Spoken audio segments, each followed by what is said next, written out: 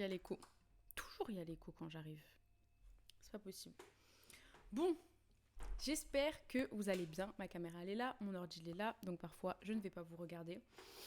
Franchement, je suis trop contente. Vous n'êtes que 20, ce n'est pas grave. J'ai trop de nouveautés. Genre, déjà, je pense que ça bug pas. Et ça, c'est incroyable. Je pense que je vais augmenter le micro. Parce que souvent, vous me dites que vous ne m'entendez pas. Là, je pense que ça va. Je vais même le mettre à fond. Comme ça, je peux parler un peu de loin. Vous me dites si c'est correct, si c'est carré. Je suis préparé mon café glacé. Parce que vous connaissez le concept de l'émission. Hein, c'est un tea talk, mais moi, je bois pas de thé. Donc, allez prendre votre thé, allez prendre votre café. On va passer un petit bout de temps de la soirée ensemble. Déjà, je pense, du coup, ce que je vous disais, c'était que ça bug plus. Inch'Allah. Deuxièmement, je filme avec ma caméra. Non mais genre là, il y a mon téléphone. Je filme plus avec mon téléphone. C'est la première fois que je teste avec ma caméra. C'est une caméra numérique en plus. Et je trouve que la qualité, elle est trop bien. Du coup, ça motive de ouf à faire mes vidéos YouTube. Parce que je savais pas comment ça allait donner. J'avais la flemme de faire toute mon installation et tout. Mais là, je kiffe en fait. C'est trop bien. Je suis trop contente. Ma vidéo YouTube, la première que je vais sortir, c'est pourquoi j'ai quitté mon CDI. Et j'ai 1 million de choses à vous raconter. Genre en fait, ça va parler de toute ma vie, de mon passé, de mon présent, de mon futur et tout. Donc grave hâte. Après, il y a une vidéo que je veux faire sur le VIE, parce que j'ai plein de questions sur ça à chaque fois et tout. Et après, on va faire place aux interviews, hein, Inch'Allah. Donc trop de choses à vous raconter. En tout cas, bonjour à tous, hello. Shaimaran, le retour dans ma safe place, le dernier live que j'ai vu date avant Ramadan. On en a fait un juste après le Ramadan, genre vraiment quelques jours après en mode comeback. J'en avais plus fait depuis. J'avais la famille chez moi et tout, c'était galère, c'était le rush. Je faisais trop de choses pro, perso et tout. En fait, à chaque fois que je suis dehors, quand je rentre, je me dis, je vais live. Mais une fois que je suis rentrée après ma journée, bah en fait, vous connaissez, hein, j'ai juste envie d'aller dans mon lit et tout. En fait, si on pouvait live de notre lit, genre, parce qu'en plus, nous, on est voilés. Donc, c'est trop facile pour les gars. Amine m'a tué, il va se poser dans sa chambre, il met sa webcam, il rigole. Il n'a pas besoin d'être coiffé, tout ça et tout. Il faut que j'aille mettre mon voile, tout ça, il fait chaud. J'ai pas de ventilateur. D'ailleurs, il faut que j'en achète un. La qualité est parfaite. Eh, on a glow up. Si vous saviez au début les péripéties qu'on avait. Oh là là, il est trop bon. Café de qualité. J'aime bien quand je le réussis comme ça. Du coup, ouais, franchement, on a plein de trucs à se dire. J'ai reçu plein d'anonymes dans mes mails. Vous savez, je voulais qu'on en discute ensemble et tout pour aider les personnes et qu'on brainstorm un peu sur leurs problèmes. Le seul truc, c'est que la majorité des anonymes, ils sont vachement tristes. Et c'est vraiment des problèmes très profonds. Et du coup, j'avais peur de vous rendre triste, en fait. De partager trop d'histoires négatives, pardon, et que ça euh, influence votre mindset du jour. Voilà. Du coup, bah franchement, je sais pas, est-ce que vous avez passé une bonne journée, un bon samedi? Moi, qu'est-ce que j'ai fait? J'ai travaillé, franchement, j'ai grave bossé, je suis partie au sport, après j'ai bossé, j'ai bossé. Et là, je me suis reposée pendant 1 heure. J'ai préparé le repas pour quand je finirai mon live. Salam alaikum, wa alaikum salam. Wesh, racontez-moi votre journée. Vous avez fait quoi aujourd'hui? Est-ce que vous allez bien? Moi, je peux vous raconter plein de choses. Hein. Et un truc que je me disais là récemment, parce qu'on m'a demandé c'était quoi la chose la plus excitante que j'ai fait dans ma vie. En gros, un souvenir excitant avec des amis ou toute seule et tout. Et j'ai réfléchi, franchement, pendant 10 minutes. Et je me suis rendu compte que les choses que je trouvais trop bien, et bah, c'était pas des choses énormes, c'était pas des choses excitantes au sens très strict du terme. Et je disais, bah, je sais pas, par exemple, l'autre jour, quand on a mangé tel dessert et qu'en même temps on regardait une vidéo de Squeezie, bah, pour moi c'était trop bien et c'était excitant en fait. C'était waouh, pour moi c'est des bons moments en fait. Et dans mon mois, quand à chaque fois je réfléchis, je me dis, il y avait quoi de waouh? Et je réfléchis dans mon année. Et voilà, la personne en plus, elle m'a dit, c'était peut-être ton safari à Zanzibar. Et j'ai dit, bah non, genre ça c'était cool, mais je sais pas, en fait, les grosses choses, elles me. C'est pas waouh. C'est sympa, mais c'est pas waouh. C'est vraiment les petites choses de la vie que j'aime trop, en fait. Vraiment. Du coup, c'était quoi, vous, votre chose la plus excitante, si vous deviez citer un truc, genre le truc qui vous a le plus waouh dans votre vie? Et est-ce que c'est des grosses choses ou c'est comme moi, c'est des petites choses et du coup, il n'y a pas vraiment de souvenir d'un truc particulier, vous voyez? C'est. Je sais pas. Moi, j'arrive pas à me dire une grosse chose. C'est vraiment dans mon mois. Je vais dire, bah, par exemple, ce mois-ci, c'était le moment où j'ai lu ça et j'ai fait ci, c'était tel bon moment. Voilà. Souvent, et l'Aïd aussi, genre, ou les repas de famille et tous les trucs comme ça, je kiffe. Donc voilà, dites-moi. Euh, Twitch a mis en place les pubs, c'est relou. Franchement, moi, j'y connais rien à tout ça, je vous jure, je comprends rien. Parce que moi, ça me. Je crois que je peux désactiver les publicités. Et que, enfin, moi, en fait, ça me fait absolument rien gagner, les publicités. Je sais pas non plus à quoi servent les subs et tout et tout. Donc, je m'y connais dans rien. Je pense que je peux les supprimer, les publicités. Je vais essayer d'aller voir. Mais honnêtement, je sais absolument pas à quoi ça sert. Ils me disent. Euh, Franchement, je sais pas. S'il y a quelqu'un qui s'y connaît sur Twitch et qui comprend un peu tout ça. Parce que je comprends pas, il y a des pubs, il y a des subs, mais moi, je touche rien sur tout ça, hein, au cas où. Du coup, je sais pas à quoi ça sert en fait. Moi, ça me sert à rien. Du coup, et vous, ça vous handicape, c'est relou, des pubs. Ça a bugué un peu. Mais est-ce que vous êtes là, vous m'entendez et tout? J'ai l'impression de parler tout seul. En plus, je voulais regarder une vidéo après avec vous. Alors, visionnage sans publicité. Permet aux abonnés de voir votre contenu sans publicité, ok. Donc, ça veut dire que les gens qui sont abonnés à moi, ils voient pas de pub. Alors, activez votre programme.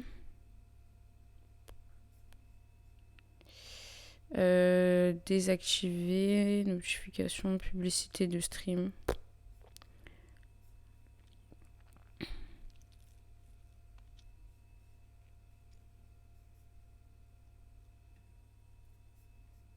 Franchement, je sais pas du tout à quoi ça sert, honnêtement.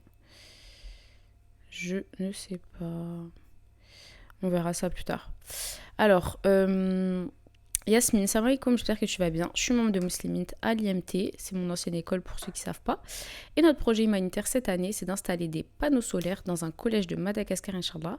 Ça ne te dérangerait pas de partager notre canal sur Insta. Je peux mettre le lien ici, ouais, avec plaisir.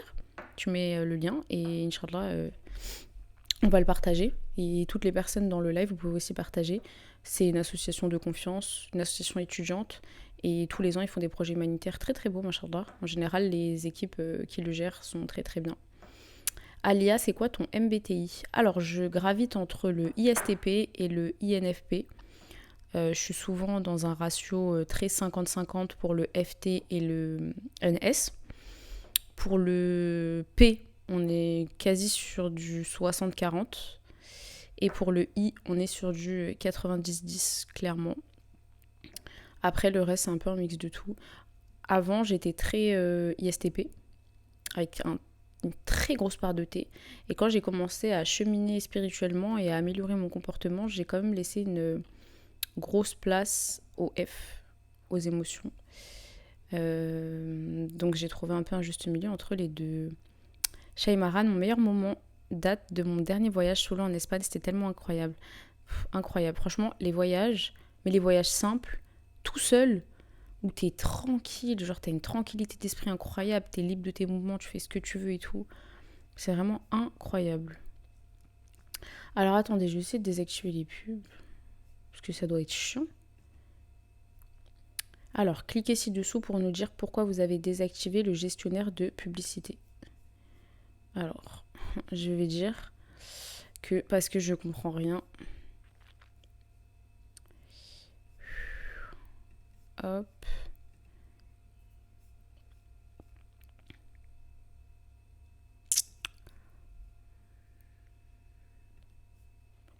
Je suis en train de désactiver. Hein.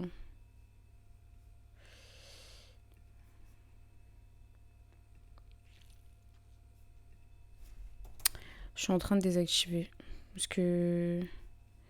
En fait, je savais... Enfin, voilà, moi, je m'y connais pas du tout. Donc, j'ai pas envie que ça soit relou pour vous de faire ça. Alors... Merci pour le lien, Yasmine. Mon meilleur moment, c'est quand j'ai quitté mon taf. J'avoue que c'était un très bon moment. Moi aussi, je me suis sentie tellement libérée. Un peu stressée, mais super libérée. Genre, ma journée, elle s'est trop bien passée. J'ai appelé mon père, j'ai dit c'est bon et tout. J'ai démissionné. J'ai fait ça 6 fois. Hein. Donc, autant vous dire que c'est 6 très bons moments.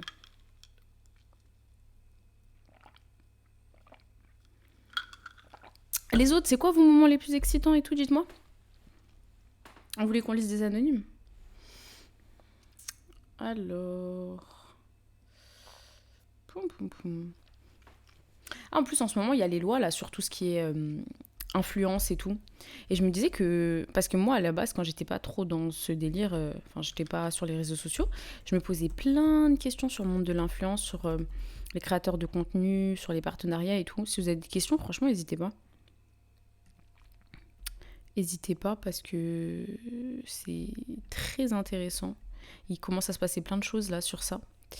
Parce que on a plein de nouvelles lois par rapport à ça. Vous savez, avant, par exemple, les gens, quand ils faisaient des collabs rémunérés, bon, déjà, au départ, il n'y avait aucune mention. Ensuite, on a été obligé de mettre la mention.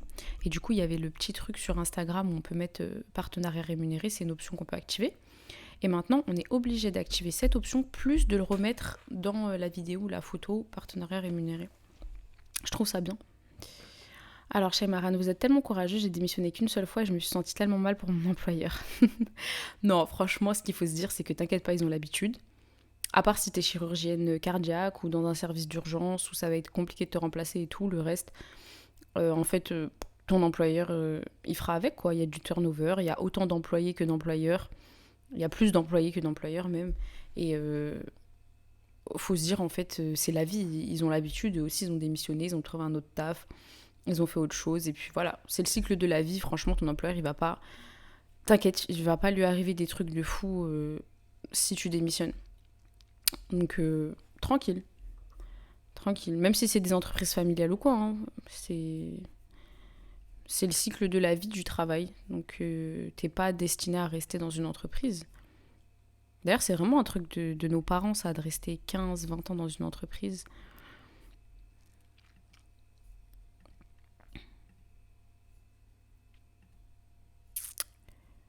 Alors, normalement, j'ai bien tout désactivé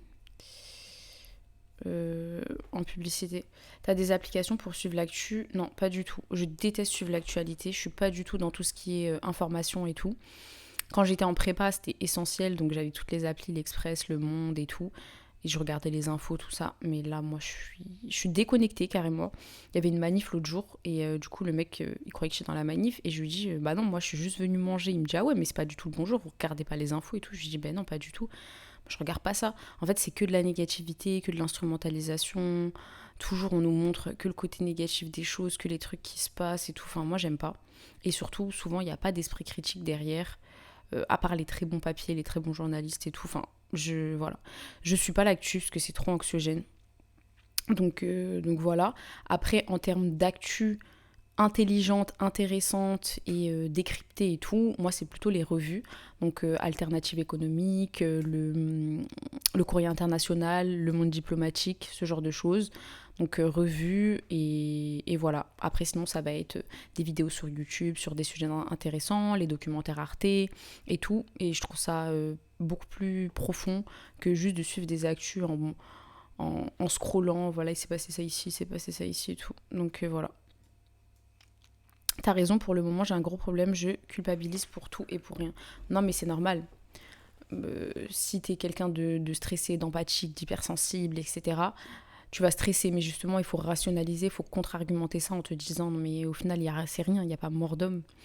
Et il faut grave rationaliser son cerveau et ses inquiétudes irrationnelles ou juste trop empathique, quoi. Parce que des fois, ça n'a pas lieu d'être. Pour le moment, pas de pub. Ah, trop bien, parce qu'en fait, ça vous met des pubs au milieu des vidéos. C'est archi chiant. C'est-à-dire que ça coupe mon propos. J'apprécie pas du tout ça. Il y a pas longtemps, j'ai commencé à regarder un truc. Et c'était archi intéressant. Attendez, ça bug. Ouais, c'était archi intéressant. En fait, c'était sur les embrouilles entre les cités. Ce délire où t'habites dans une cité et on va te dire, ouais, nous on est en guerre avec cette cité, donc tu peux pas traîner là-bas, ils peuvent pas venir chez toi et tout. Tu nais quelque part en fait, et d'un coup, t'appartiens à un groupe et t'es en embrouille déjà avec toute la terre. Et du coup, c'est un mec qui est très très impliqué et très chaud dans ce qu'il fait. C'est Street Press, son média. Et en fait, il a perdu quelqu'un de sa famille, il me semble, dans des rixes de cité, ça s'appelle comme ça en termes soutenus. Et du coup, maintenant, il agit dans ça et tout pour sensibiliser les jeunes et tout. Et il est parti dans une prison pour interviewer 4 ou 5 jeunes qui sont béton pour ce genre de trucs. Et en même temps, il a un atelier d'écriture, de rap et tout avec eux. Et du coup, ils expliquaient certaines choses et je me disais que c'est tellement ce genre de truc qu'on devrait passer aux jeunes dans les ZEP et tout, en 6e, en 5e, genre leur montrer que c'est éclaté en fait la vie de quartier, que tu vas aller nulle part avec ça et tout, enfin bref, et du coup ça montre aussi un côté des inégalités trop intéressant et aussi super triste, parce que du coup y en a plein qui ont perdu leurs potes dans ça, et ça n'a aucun sens, c'est en gros vraiment tu nais quelque part et on te dit ouais t'es en guerre avec telle cité et tout, et pour l'avoir vécu, c'était archi relou. Enfin, pas en tant que moi, mais en tant que mes potes, dire ouais, vas-y, on va là. Et qui disaient ah non, c'est mort et tout, parce qu'il faut passer par tel quartier de la Courneuve et tout. Et on est en guerre avec eux, machin et tout. Et c'est chaud en fait, parce qu'on leur vole leur jeunesse en fait. Et bref, voilà, c'était super intéressant. Ça s'appelle Street Press. Et voilà. Samir le Parisien, salut, où je peux retrouver tes replays car je suivais le doc que tu diffusais d'Arte sur les jeunes bourgeois. C'est sur YouTube. Sur ma chaîne YouTube, il y a tous mes replays. À part les replays vraiment pas intéressants. Mais attends, je regarde. Ah mince, attends, j'ai l'impression qu'il y a que... J'ai l'impression qu'il y a qu'une partie. Ah ouais, il y a qu'une partie. J'ai fait la partie 2 et je l'ai pas mis en replay. Je suis désolée. Il y en a qu'une finalement. Voilà, vous m'avez toujours pas raconté votre samedi, vous m'avez toujours pas dit si vous allez bien.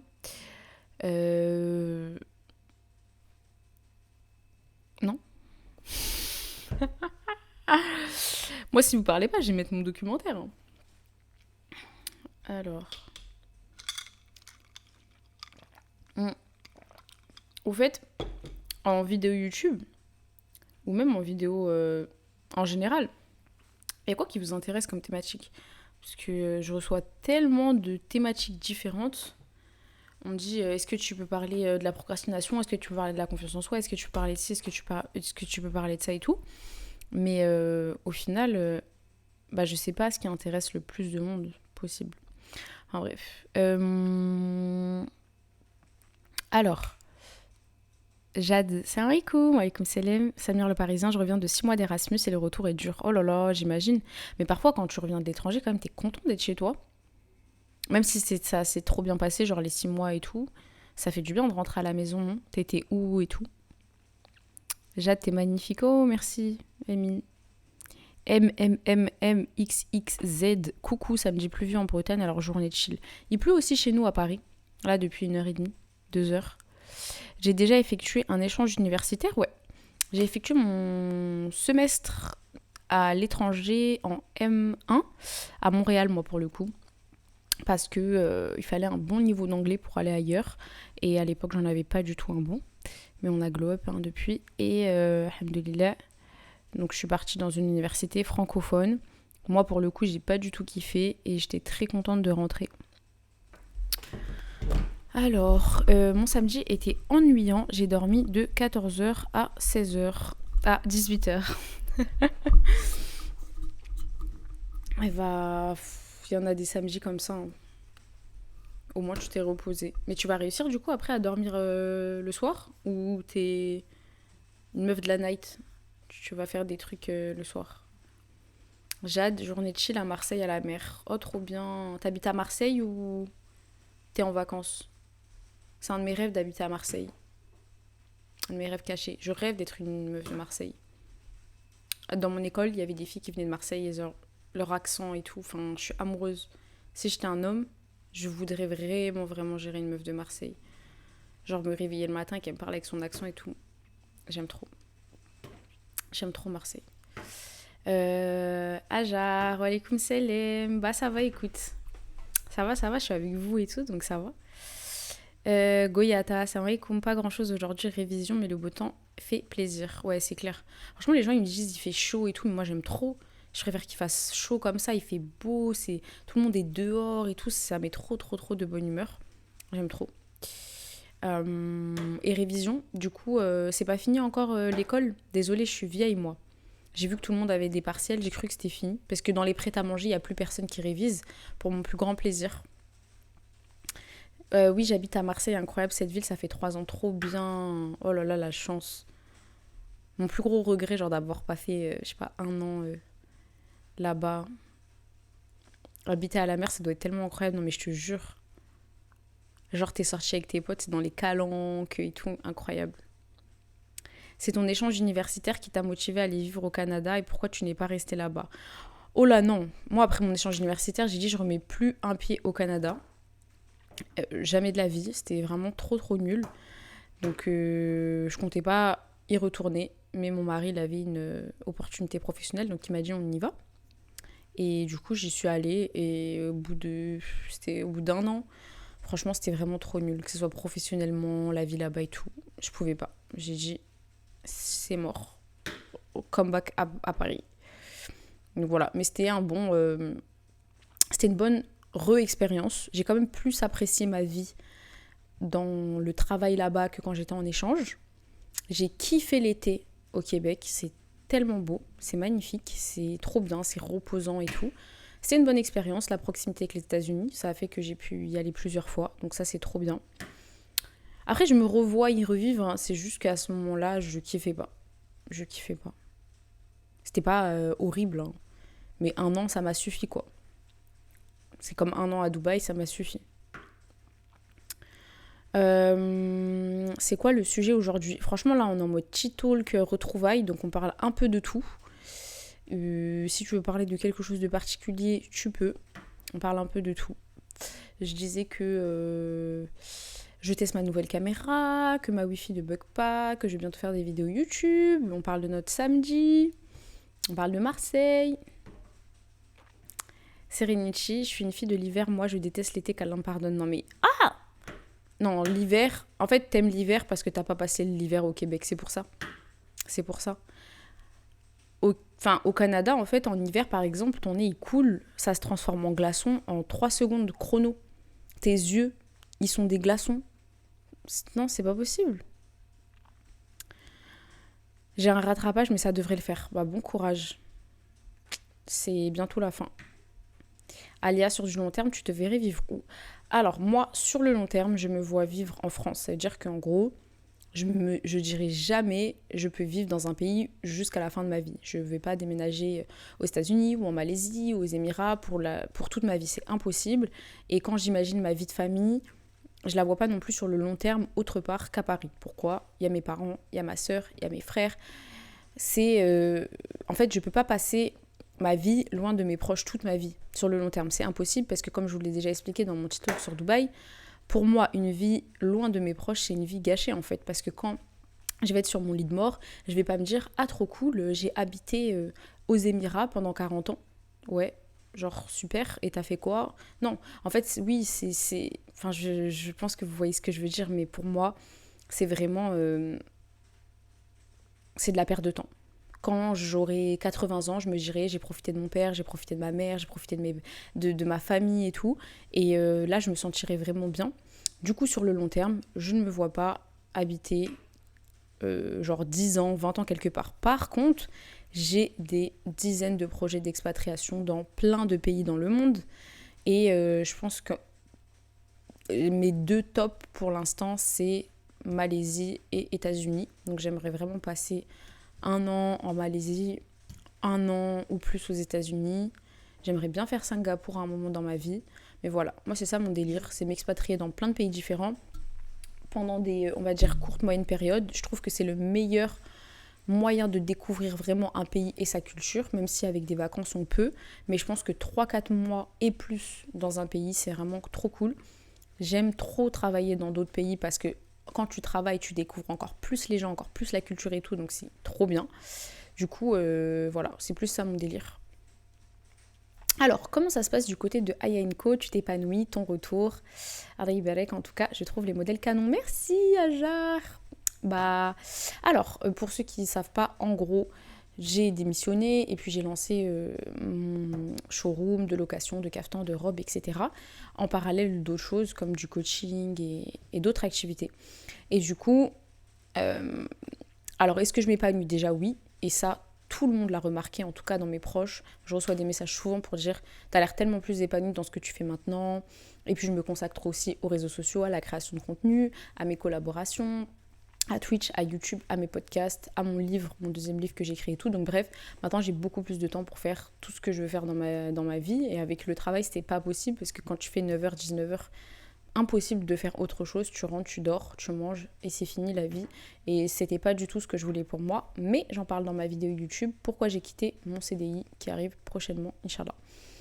Du coup, beaucoup plus épanouie, ça c'est sûr, à 100%. Pourquoi? Parce que moi, j'aime beaucoup gérer plein de choses à la fois. Ça veut dire que là, tu vas gérer la partie mode, la partie réseaux sociaux, la partie com, la partie marketing, la partie relations clients, la partie où tu bouges partout. Et en même temps, vu que c'est pas ma seule activité, je pense que si je louais que des cafetons toute la semaine, je m'ennuierais. Mais vu que c'est pas ma seule activité, que je fais plein de choses à côté, forcément, je suis plus épanouie. Après, c'est vraiment... faut pas du tout se leurrer, c'est pas parce qu'on a 30K sur Instagram qu'un business ça décolle comme ça. Franchement, c'est grave du travail. J'ai pas énormément de locations, moi je vais pas vous mentir.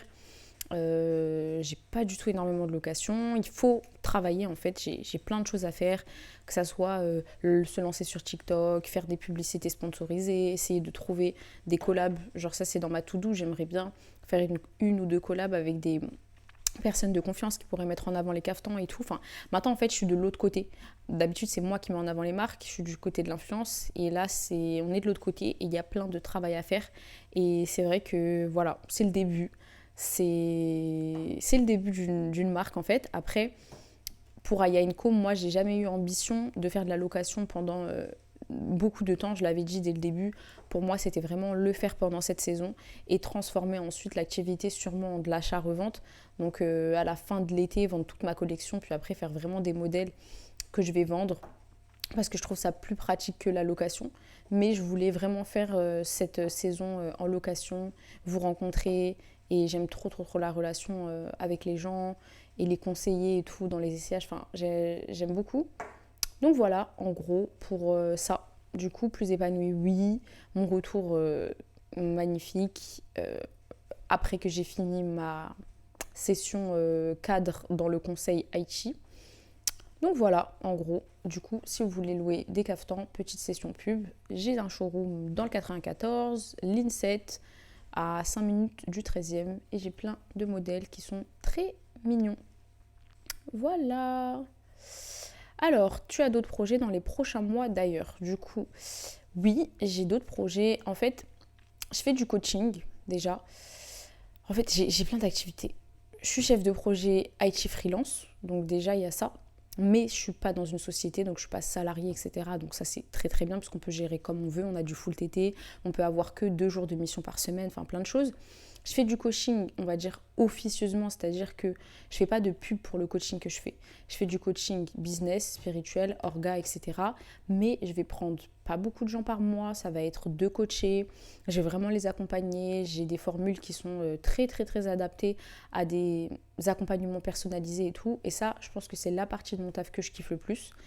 Vraiment accompagner les gens, les voir évoluer et tout. Mais je fais pas de pub sur ça parce que j'ai pas de temps en fait pour Même si 20 personnes seraient intéressées, je ne pourrais jamais prendre 20 personnes parce que c'est du contenu personnalisé. C'est un moment où je vais prendre 1 heure avec quelqu'un par semaine pour l'accompagner. Et ensuite, moi, je fais du suivi, que ce soit en message, etc. en fonction de la formule en fait, que la personne elle choisit, en fonction de ses moyens, en fonction de ce qu'elle a besoin. Parfois, il y a des gens qui ont besoin de beaucoup moins que d'autres et tout.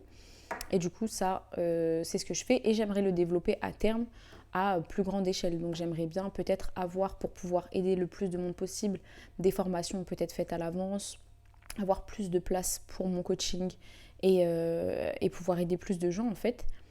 Après, je suis en train d'écrire mon 2e livre et ça, je pense que c'est la chose la moins organisée dans mon emploi du temps parce qu'à chaque fois, j'ai des plages horaires d'écriture parce que il faut planifier quand on va écrire et tout.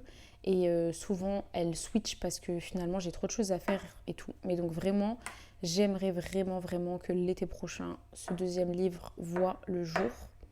Et ensuite, mes projets dans les prochains mois, c'est vraiment développer mes vidéos YouTube parce que j'ai tellement de vidéos à faire. Mes podcasts, les réseaux sociaux, j'ai trop de contenu à balancer. Et quand je dis balancer, c'est parce qu'il y en a plein. Et il y en a plein parce que j'ai 1 million de choses à vous dire. J'ai 1 million de choses que je veux vous partager pour qu'on parte avec les mêmes billes, qu'on ait les mêmes trucs et qu'on se motive ensemble à faire plein de choses. Donc c'est ça, hein. Les projets, c'est continuer tout ce qui est univers mariage. J'aimerais bien, à terme, quand j'aurai mon site d'achat-revente, pouvoir faire plein de choses autour du mariage. Et continuer les coachings, continuer le freelance dans tout ce qui est PMO et tout. Et les réseaux sociaux. Voilà. Un jour, moi, j'aimerais trop être créatrice de contenu à temps plein, hein. C'est ce que j'aime le plus faire, je pense, avec l'écriture. Voilà, je parle beaucoup trop. Oh là là, j'ai dû vous fatiguer. Mais au moins, vous savez tout. Voilà. Alors, Just Jad, salam alaikum. Un gros sujet pour moi en ce moment, j'aimerais savoir comment se lancer. J'ai beaucoup d'idées, mais dès que je me mets devant mon ordi pour le développer, je trouve ça nul, que c'est pas assez bien, je perds automatiquement la motivation. Alors, tu trouves que c'est pas assez bien. Est-ce que tu trouves rationnellement que c'est pas assez bien ou tu penses sérieusement que c'est pas assez bien? Parce que si tu le penses sérieusement, est-ce qu'il n'y a pas un moyen de le rendre bien, de le rendre assez bien, de l'améliorer et tout? Mais en tout cas, il n'y a jamais quelque chose qui est parfait, hein. Il n'y a jamais quelque chose qui est sans faute et tu peux pas savoir ce que ça va donner avant que tu aies essayé. Donc, il n'y a jamais d'échec dans tout ce qui est projet. Tu vois, il y a des gens qui ont lancé des dizaines de projets avant de trouver l'idée qui était assez bien, avant de trouver le truc qui a marché et tout. Et pour moi, en fait, tu apprends toujours dans les expériences. C'est pour ça que attendez, je lis en même temps vos commentaires. C'est pour ça que c'est super important de se lancer en fait. Des fois, je me dis, Ania, tu touches à trop de choses, tu fais ci, tu fais ça et tout. Mais en fait, je m'en fiche. Moi, je kiffe ma vie. Et même si ça perd un peu les gens, même si c'est fouillis et tout, même si c'est pas assez bien, je me dis, je tente, tu vois. Ça me fait kiffer, je continue, ça me fait pas kiffer, j'arrête. Ça marche, ça marche pas, tant pis, tu vois. Mais déjà, si toi, ça te plaît, il y aura forcément quelqu'un qui sera intéressé par ce que tu fais, tu vois. Et si tu as beaucoup d'idées, le mieux, c'est vraiment, comme j'expliquais dans un autre petit talk, c'est vraiment de tout lister et de barrer petit à petit avec des choses très rationnelles. Tu vois, tu fais une veille, tu fais un mini business model de chacune de tes idées et tu vas voir en fait laquelle, là, tout de suite, dans l'immédiat, est la plus efficace, la plus pertinente, que ce soit pour toi, que ce soit pour le monde et tout. Mais il ne faut pas perdre la motivation. Et pourquoi ? Parce que tu n'as rien à perdre en fait, à part que tu vas travailler, tu vas faire un effort. En général, c'est pour ça qu'on n'est pas motivé, hein. C'est vraiment le calcul risque-bénéfice. En gros, on se dit quoi ? Ouais, peut-être que c'est pas assez bien pour... En gros, j'ai la flemme, clairement. J'ai pas envie de faire ces efforts-là pour un truc qui va peut-être être claqué. Donc, non, en fait, c'est juste, il faut travailler, il faut faire des efforts. Et à la fin, on verra le résultat. Il faut faire du mieux qu'on peut dans ce qu'on va faire. Et voilà. Non, moi, je te booste à fond. Je sais pas c'est quoi tes idées. Si tu veux qu'on brainstorm, dis-les-nous. Et on va en parler tous ensemble. Carrément, donne tes idées. Nous, on te dit si c'est claqué ou pas, hein.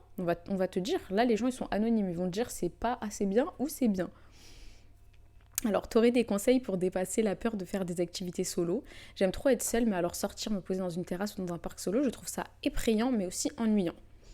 Alors, moi, j'ai toujours dit qu'il faut pas se forcer à faire des choses seule. Moi, je suis introvertie plus, je fais tout toute seule. Pourquoi ? Parce que ça me procure plus de plaisir en général que de faire des choses avec quelqu'un, on va dire mathématiquement, dans un ratio bien sûr que je kiffe parfois être avec mes proches, et c'est des bêtes de moments, mais mathématiquement, 98% du temps, je préfère être seule. Si tu trouves ça ennuyant, moi je vois pas pourquoi tu devrais te forcer à le faire, tu vois. J'en parle dans le culte de la solitude dans mon podcast. Si t'es de nature extravertie, pourquoi tu vas te forcer à être introvertie si ça te provoque de la souffrance et que tu trouves ça ennuyant, effrayant et tout. Si c'est parce que c'est plutôt pratique dans le sens où t'as pas forcément tout le temps tes potes avec toi, tu peux pas tout le temps sortir avec quelqu'un, mais t'as envie de faire des choses, là ouais, on va essayer de se faire justice. Et il y a plein de moyens de le faire. Par exemple, tu peux être sur ton téléphone, du coup, tu es quand même connecté au monde, tu peux mettre un podcast, tu peux mettre une émission quand tu es au resto tout seul, tu peux prendre un livre, et du coup, c'est pas ennuyant, en fait, tu es juste seul en train de manger, mais tu fais quelque chose en même temps, tu vois. Y a ça, et après, effrayant, franchement, personne te calcule. Je fais tout toute seule, je vais au cinéma toute seule, je vais au resto toute seule, je fais les magasins toute seule, je vais en vacances toute seule.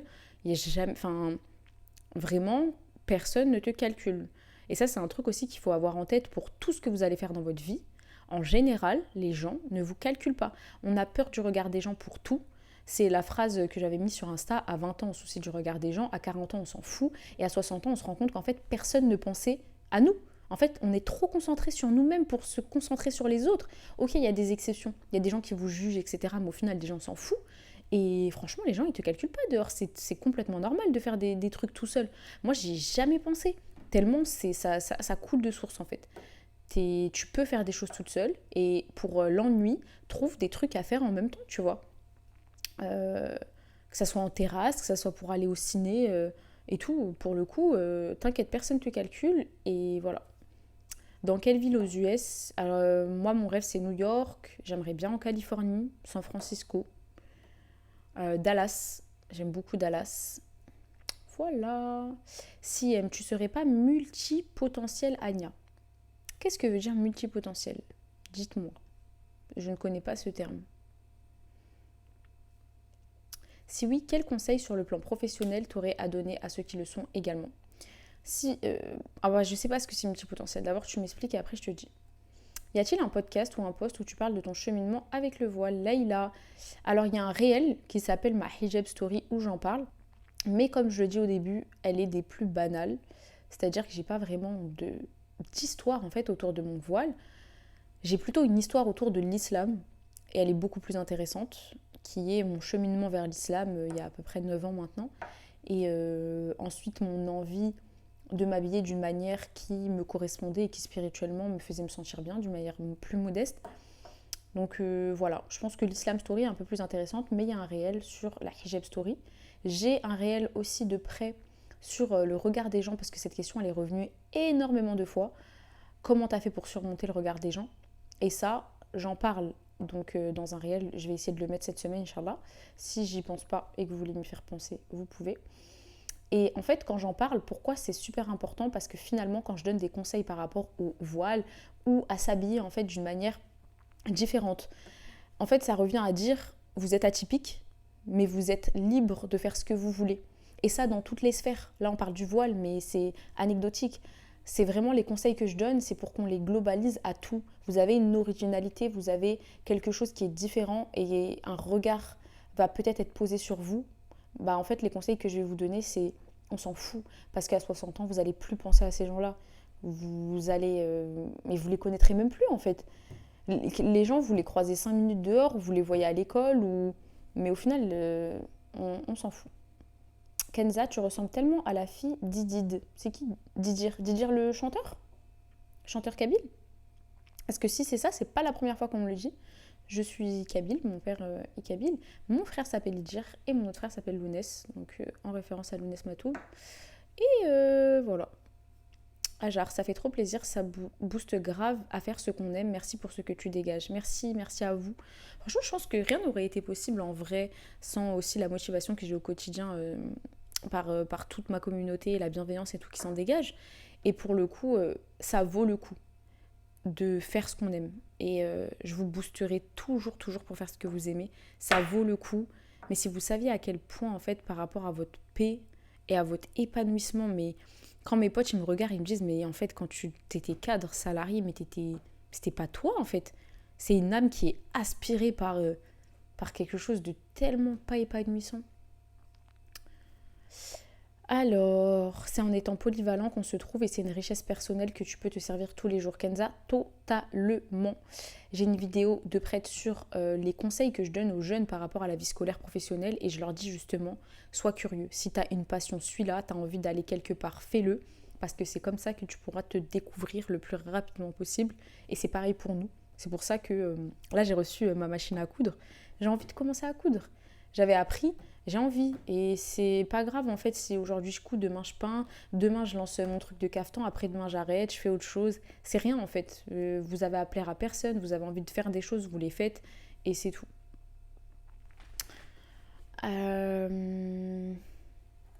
Alors, attendez, je suis un peu en retard. Vous êtes toujours là, je pense. Alors, juste Jade, j'ai peur justement que ça soit claqué du regard des autres, même si je me dis que je m'en fiche, je me dis que je m'en vante rien que des personnes le font mieux. Exemple, je suis passionnée par l'écriture, j'aimerais écrire un livre sans forcément vendre des centaines d'exemplaires, mais juste pour moi, mais paradoxalement, j'ai peur du regard des gens et de la famille. Idem, j'aimerais me lancer aussi en freelance, mais je n'ai pas confiance en ce que je peux proposer. Ok, alors déjà pour l'écriture, t'écris pour toi. Ça, tu l'as dit, t'écris pas pour les autres. Si t'as vraiment peur du regard des gens, tu peux te lancer en anonyme. Il y a plein de gens qui le font. Ça peut être un début. Mais bon, moi je te dirais honnêtement, il y a toujours des gens qui font entre guillemets mieux, toujours des gens qui font moins bien. Mais on retourne la phrase, c'est pas du tout ça. Vous annulez. Il y a des gens qui font différemment, c'est tout. En fait, il y a de tout pour faire un monde. Je sais pas si vous vous rendez compte que par exemple Rupi Kaur qui a sorti Milk and Honey, elle se fait tailler par tout Twitter, mais la meuf en fait, elle est best-seller aux États-Unis, en France, dans le rayon poésie.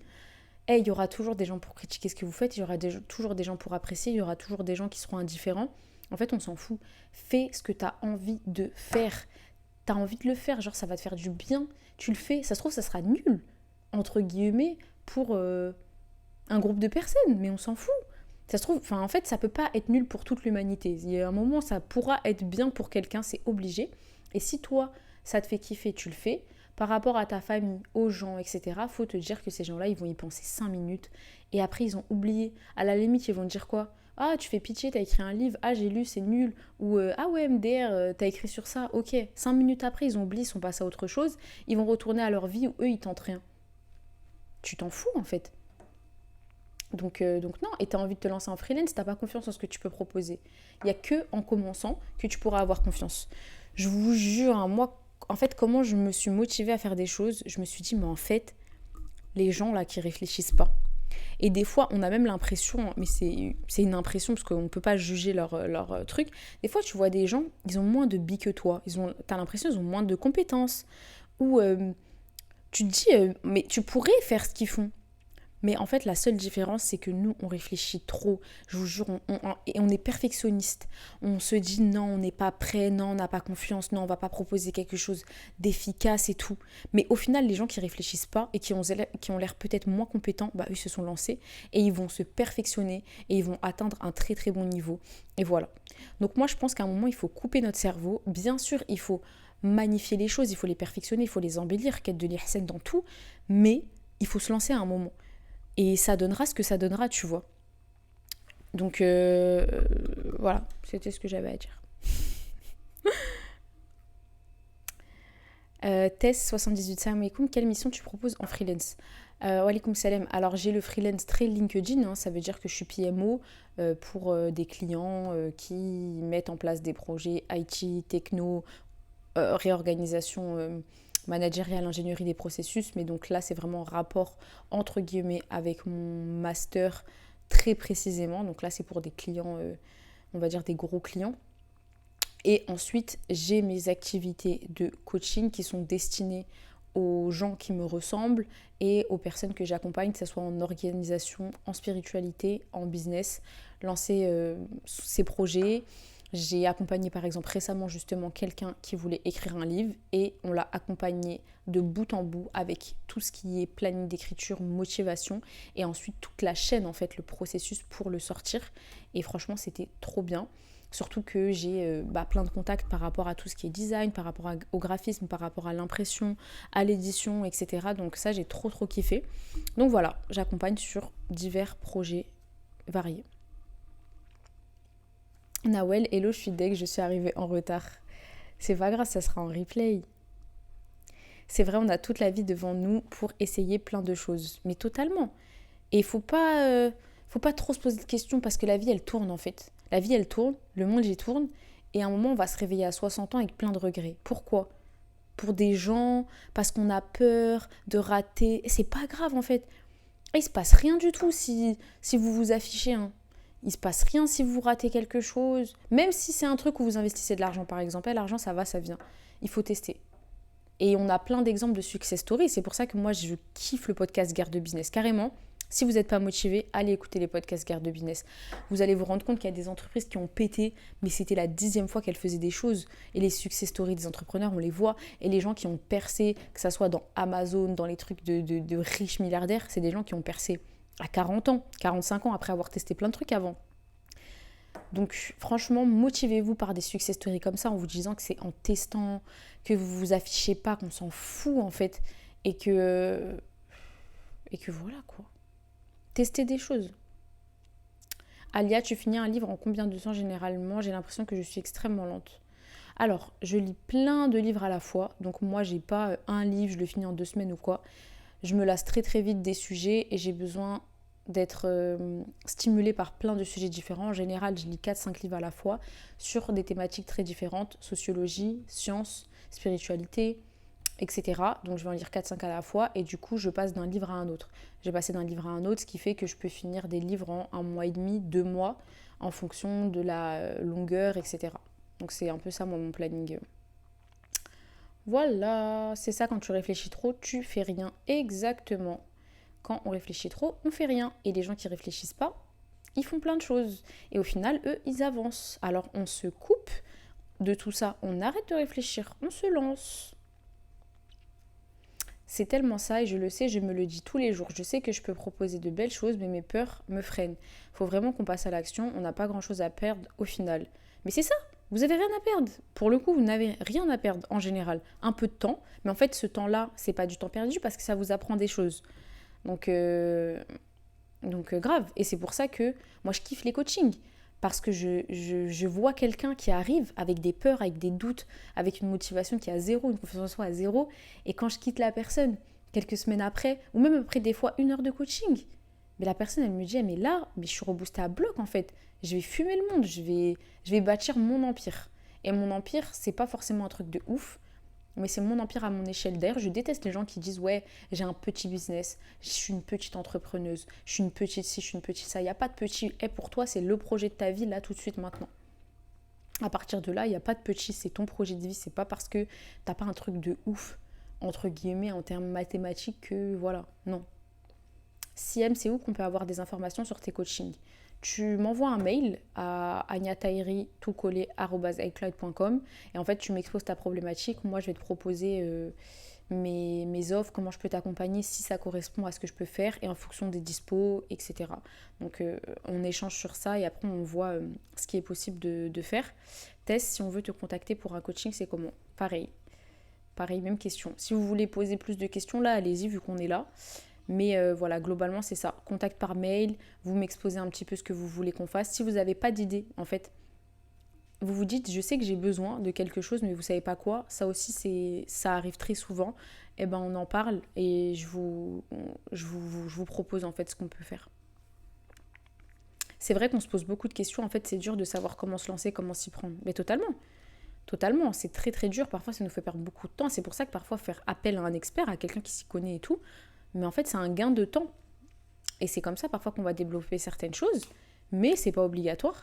Et des fois, il faut juste se poser et essayer juste de faire une roadmap un peu de tout ce qu'on a envie de faire et se dire, ok, c'est quoi ma priorité tout de suite maintenant ? Dans quoi je peux me lancer, quoi ? Avec quel éditeur tu as pu sortir ton livre ? Moi, je l'ai fait en auto-édition.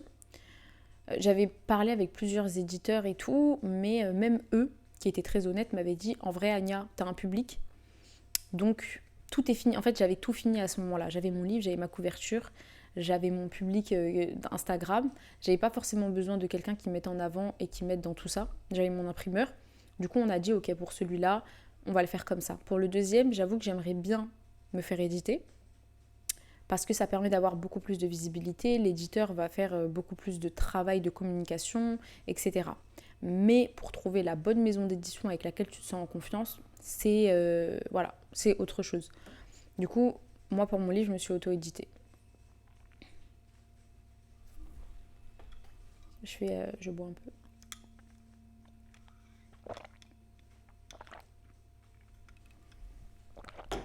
Alors, Nadinash, je suis en pleine introspection, j'ai démissionné de mon poste où je gagnais super bien, mais zéro épanouissement.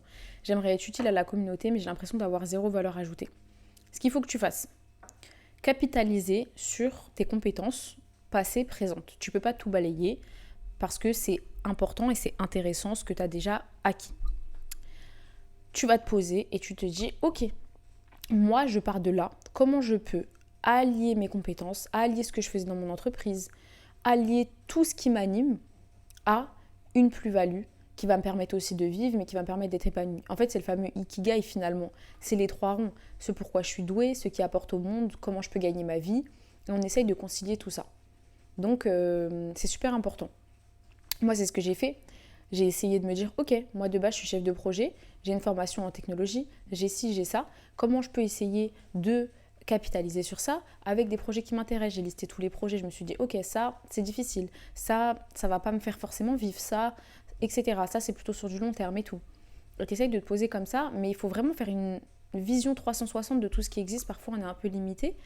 Et souvent, la réponse, ça peut être très souvent l'entrepreneuriat, mais pas forcément. Par exemple, moi, quand je me retrouvais plus en entreprise, dans les grosses entreprises, et que j'avais l'impression d'être inutile et bref, je trouvais pas de sens. Et voilà, une des façons de rattacher ce que je faisais à quelque chose qui me stimulait plus, où j'allais plus bouger, où j'allais avoir plus de responsabilités et tout, c'était de travailler par exemple dans un incubateur. Dans un incubateur, on accompagne les gens qui créent des startups, les gens qui ont des projets, etc. Et ça me permettait vraiment de capitaliser sur mon diplôme, sur mes compétences, mais en restant dans une structure. Donc voilà, tu peux essayer de voir ça. Et voilà. Siem, tu m'as dit que tu as loupé mon message. Est-ce que tu peux me redire? Je suis trop désolée. Poum poum poum. Serenity, franchement, l'avenir me fait flipper. J'ai toujours peur de manquer d'argent, etc. J'ai vécu dans une famille modeste, donc je pense que j'ai un peu des traumatismes. Même quand ça va mieux, j'ai trop peur. Ça vous est déjà arrivé? Oui, oui, oui. J'appelle ça le syndrome de la Hesse, clairement. Et je pense qu'on l'a tous dans les classes populaires. C'est ce qui fait qu'on s'engage dans des études qui ne nous plaisent pas, qu'on a un travail qui ne nous plaît pas, juste pour avoir de l'argent et qu'on a trop peur d'être pauvre. Et ça, c'est une dinguerie. Et j'en parle tout le temps. C'est pour moi une des plus grandes causes d'inégalité sociale relative au bonheur. Genre vraiment. Déjà, il y a le sacrifice que nos parents ils ont fait, donc on a envie de les rendre fiers financièrement, ça c'est certain. Et on a ce délire, on a trop peur d'être pauvre. Donc du coup, on se dit, moi quand j'ai choisi mes études, je vous jure, ma sœur c'était un peu la personne qui m'accompagnait dans mon orientation et tout. Elle me dit, tu veux faire quoi plus tard? Je lui dis, je sais pas, je veux être riche, c'est tout. Je veux juste de l'argent. Elle m'a dit, ok, vas-y, va en prépa. Ensuite, en école de commerce, on m'a dit, ouais, l'école de commerce, c'est bien, prépa, c'est élitiste, tu vas avoir des sous, école de commerce, tu vas avoir des sous. Ensuite, je devais choisir mon master. Je voulais choisir entrepreneuriat et innovation. C'est un stage où pendant 6 mois, tu crées ta start-up et tout. Sauf que, bah, à l'issue de ça, je savais pas, moi. Tu vas faire quoi? Est-ce que tu vas avoir un taf qui rapporte bien, etc. Je me suis dit non. Il y a tel master partagé avec l'école d'ingénieur. On m'a dit ça paye bien, il y a du taf à la sortie. J'ai dit ok. Parce que ce que je voulais, c'était que de l'argent en fait à ce moment-là. Jamais, jamais, jamais de toute ma carrière scolaire professionnelle, je me suis dit Ania, c'est quoi tes rêves? C'est quoi tes passions? Qu'est-ce que tu aimes faire? Qu'est-ce que tu as envie de faire? Mais jamais. Mon seul délire, c'était où il y a du taf et où je vais avoir un bon salaire. C'est tout.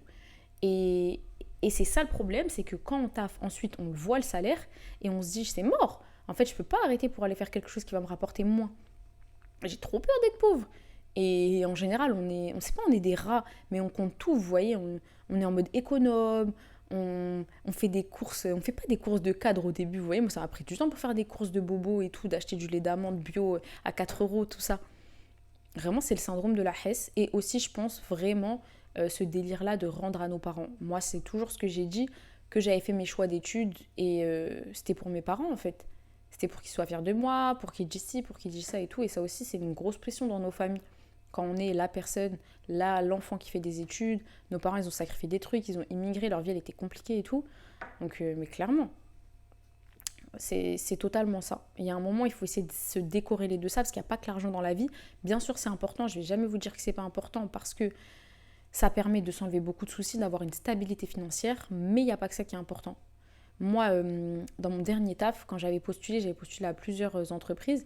Il y en avait une, je vous jure, le package, j'avais demandé un salaire de fou, c'était ok et tout, mais premier entretien, ils m'ont dit, ça blague pas ici. C'est des horaires de fou. Ils m'ont tout annoncé, c'est des horaires de fou, c'est un rythme de fou, c'est une pression de fou, on travaille avec des clients exigeants. Le salaire, il était incroyable, vraiment. C'était mort. J'ai dit non. Je suis partie dans une entreprise, franchement, qui payait 2 fois moins, mais où ça allait être... Après, c'était pas non plus un salaire de pauvre, hein, mais ça allait être un rythme beaucoup plus épanouissant, entre guillemets. Donc, voilà. Je pense que c'est important. Ça doit pas être le seul leitmotiv parce que vous serez jamais heureux comme ça et qu'il faut prendre en compte vraiment plusieurs choses. D'où la sagesse de l'ikigai.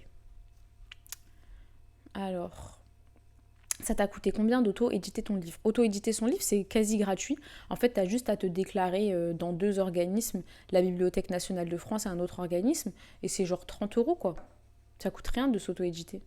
Ce qui coûte de l'argent, c'est l'impression, c'est tout le travail que tu fais derrière.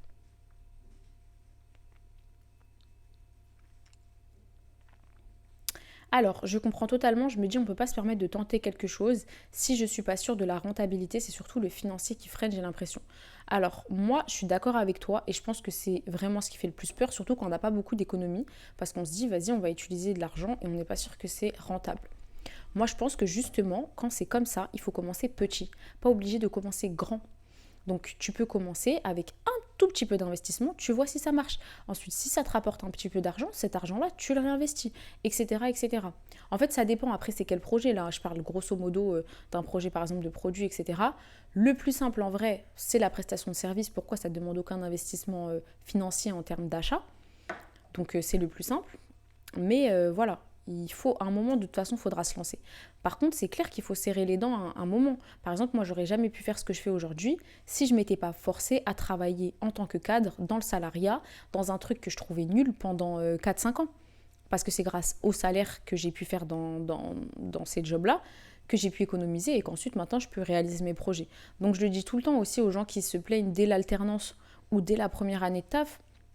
Je leur dis, vas-y, serre un peu les dents. Au moins 2 ans, tu fais un bon billet, tu coffres et après tu essayes de voir ce que tu peux faire à côté.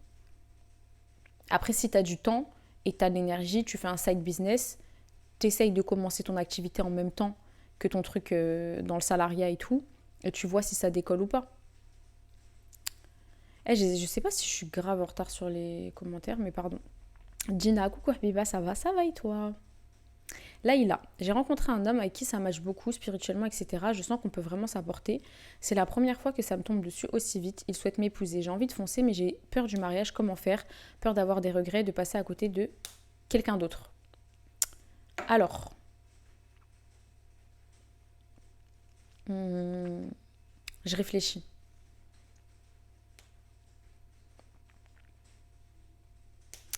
Pour moi, pour choisir quelqu'un, il faut un matching entre le cœur et la raison. Il faut qu'il corresponde à tes critères. Donc là, ça a l'air de coller. Vraiment tes critères, donc sur les grandes lignes, il faut que tu te sois interrogé toi-même sur des choses et que tu l'aies interrogé sur des choses. Et ensuite, il y a le cœur. Quand je dis le cœur, c'est le feeling. Est-ce que tu te sens de passer le reste de ta vie avec cette personne, que cette personne devienne ton meilleur ami? Est-ce que tu es attiré? Est-ce qu'il y a de l'attraction par rapport à cette personne? En fait, c'est ça, ce feeling qui te fait dire « je veux ». Parfois, ce feeling-là, il n'est pas énorme, il ne faut pas abuser, on n'est pas dans les feux de l'amour. Mais il faut qu'il y ait quand même ce matching-là entre raison et cœur. Ensuite, tu as peur de passer à côté de quelqu'un d'autre ou de quelque chose d'autre. Mais ça t'arrivera tout le temps. Que ça soit avec lui ou que ça soit avec quelqu'un d'autre. Donc la vraie question, c'est est-ce que lui, c'est la personne pour qui tu veux terrasser tous ces doutes-là ou non? Mais que ça soit dans 10 ans, dans 5 ans, dans 2 mois, si tu rencontres quelqu'un d'autre, tu te poseras toujours ces questions. Et ensuite, par rapport à la peur du mariage, ça vraiment c'est un truc qu'il faut travailler. Et il faut vraiment te poser la question si tu es prête, si tu es mature, si tu as cette maturité-là de t'engager dans ça. Ou est-ce que tu penses vraiment que t'es vraiment pas prête dans le sens où tu vas peut-être vraiment le regretter, ce qui peut arriver. Des fois, on est jeune, ou c'est pas on n'est pas mature, c'est-à-dire dans le cerveau, on n'a pas acquis la maturité de s'engager ou d'assumer un mariage, c'est juste vraiment on n'est pas prêt. On n'est pas prêt, on n'a pas envie en fait de s'engager encore dans ce truc-là, dans ce projet-là qui est un gros projet hein, d'éducation et de cohabitation et de plein de choses.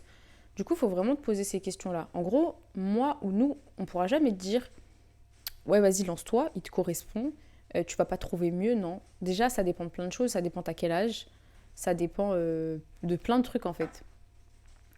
Donc voilà, mais je tiens à dire que par contre c'est normal d'avoir des doutes, d'avoir des peurs, d'avoir des craintes. Alors ça c'est totalement normal, je pense qu'il n'y a aucune fille qui n'a pas eu des peurs face au mariage. Donc ça c'est normal, en fait c'est normal à un certain point. Il y a des peurs qui sont normales et il y a des peurs qui sont révélatrices de freins et de red flags intérieurs. Dina, actuellement à Londres pour un stage, j'ai envie de tout plaquer pour y vivre définitivement l'année pro, mais mon père veut pas alors qu'il sait que je suis bien ici. Et Leïla fait prière de consultation, oui, bien sûr. Et ça colle aussi avec le cœur. Hein. C'est l'évidence du cœur, elle vient aussi avec la prière de consultation et les évidences que Dieu il nous met en nous. Mais pour faire la prière de consultation, il faut déjà que tu aies pris ta décision. Parce que la prière de consultation, normalement, c'est ça. C'est que tu as pris ta décision et tu te dis à Dieu, en fait, est-ce que cette décision-là, c'est la bonne ou pas. Donc voilà. Par rapport à Londres, moi, je pense que tu devrais vraiment communiquer avec ton père, lui expliquer vraiment les raisons pour lesquelles tu veux le faire.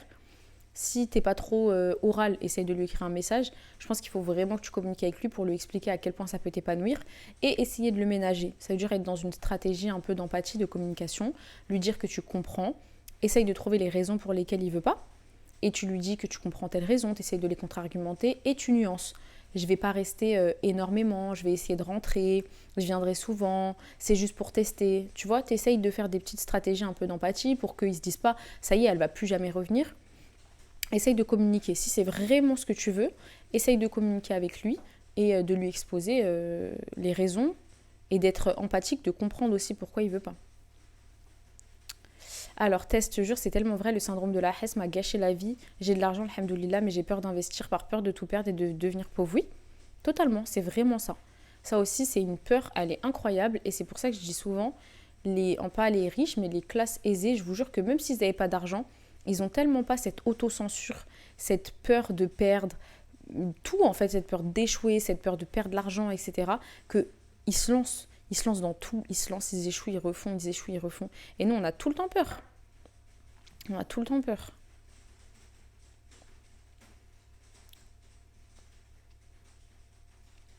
Et c'est vrai. Serenity, tu dis, j'en parle souvent avec ma mère, elle me répète tout le temps qu'Allah n'oublie personne, donc ça sert à rien de paniquer. Mais clairement, c'est exactement ça, on se sent redevable. Le choix de métier artistique ou par passion, c'est un truc de riche. Mais effectivement, quand tu gagnes beaucoup et que ça n'a aucun sens, tu as l'impression de vendre ton temps et tu n'es jamais assez payé pour ça. C'est exactement ça.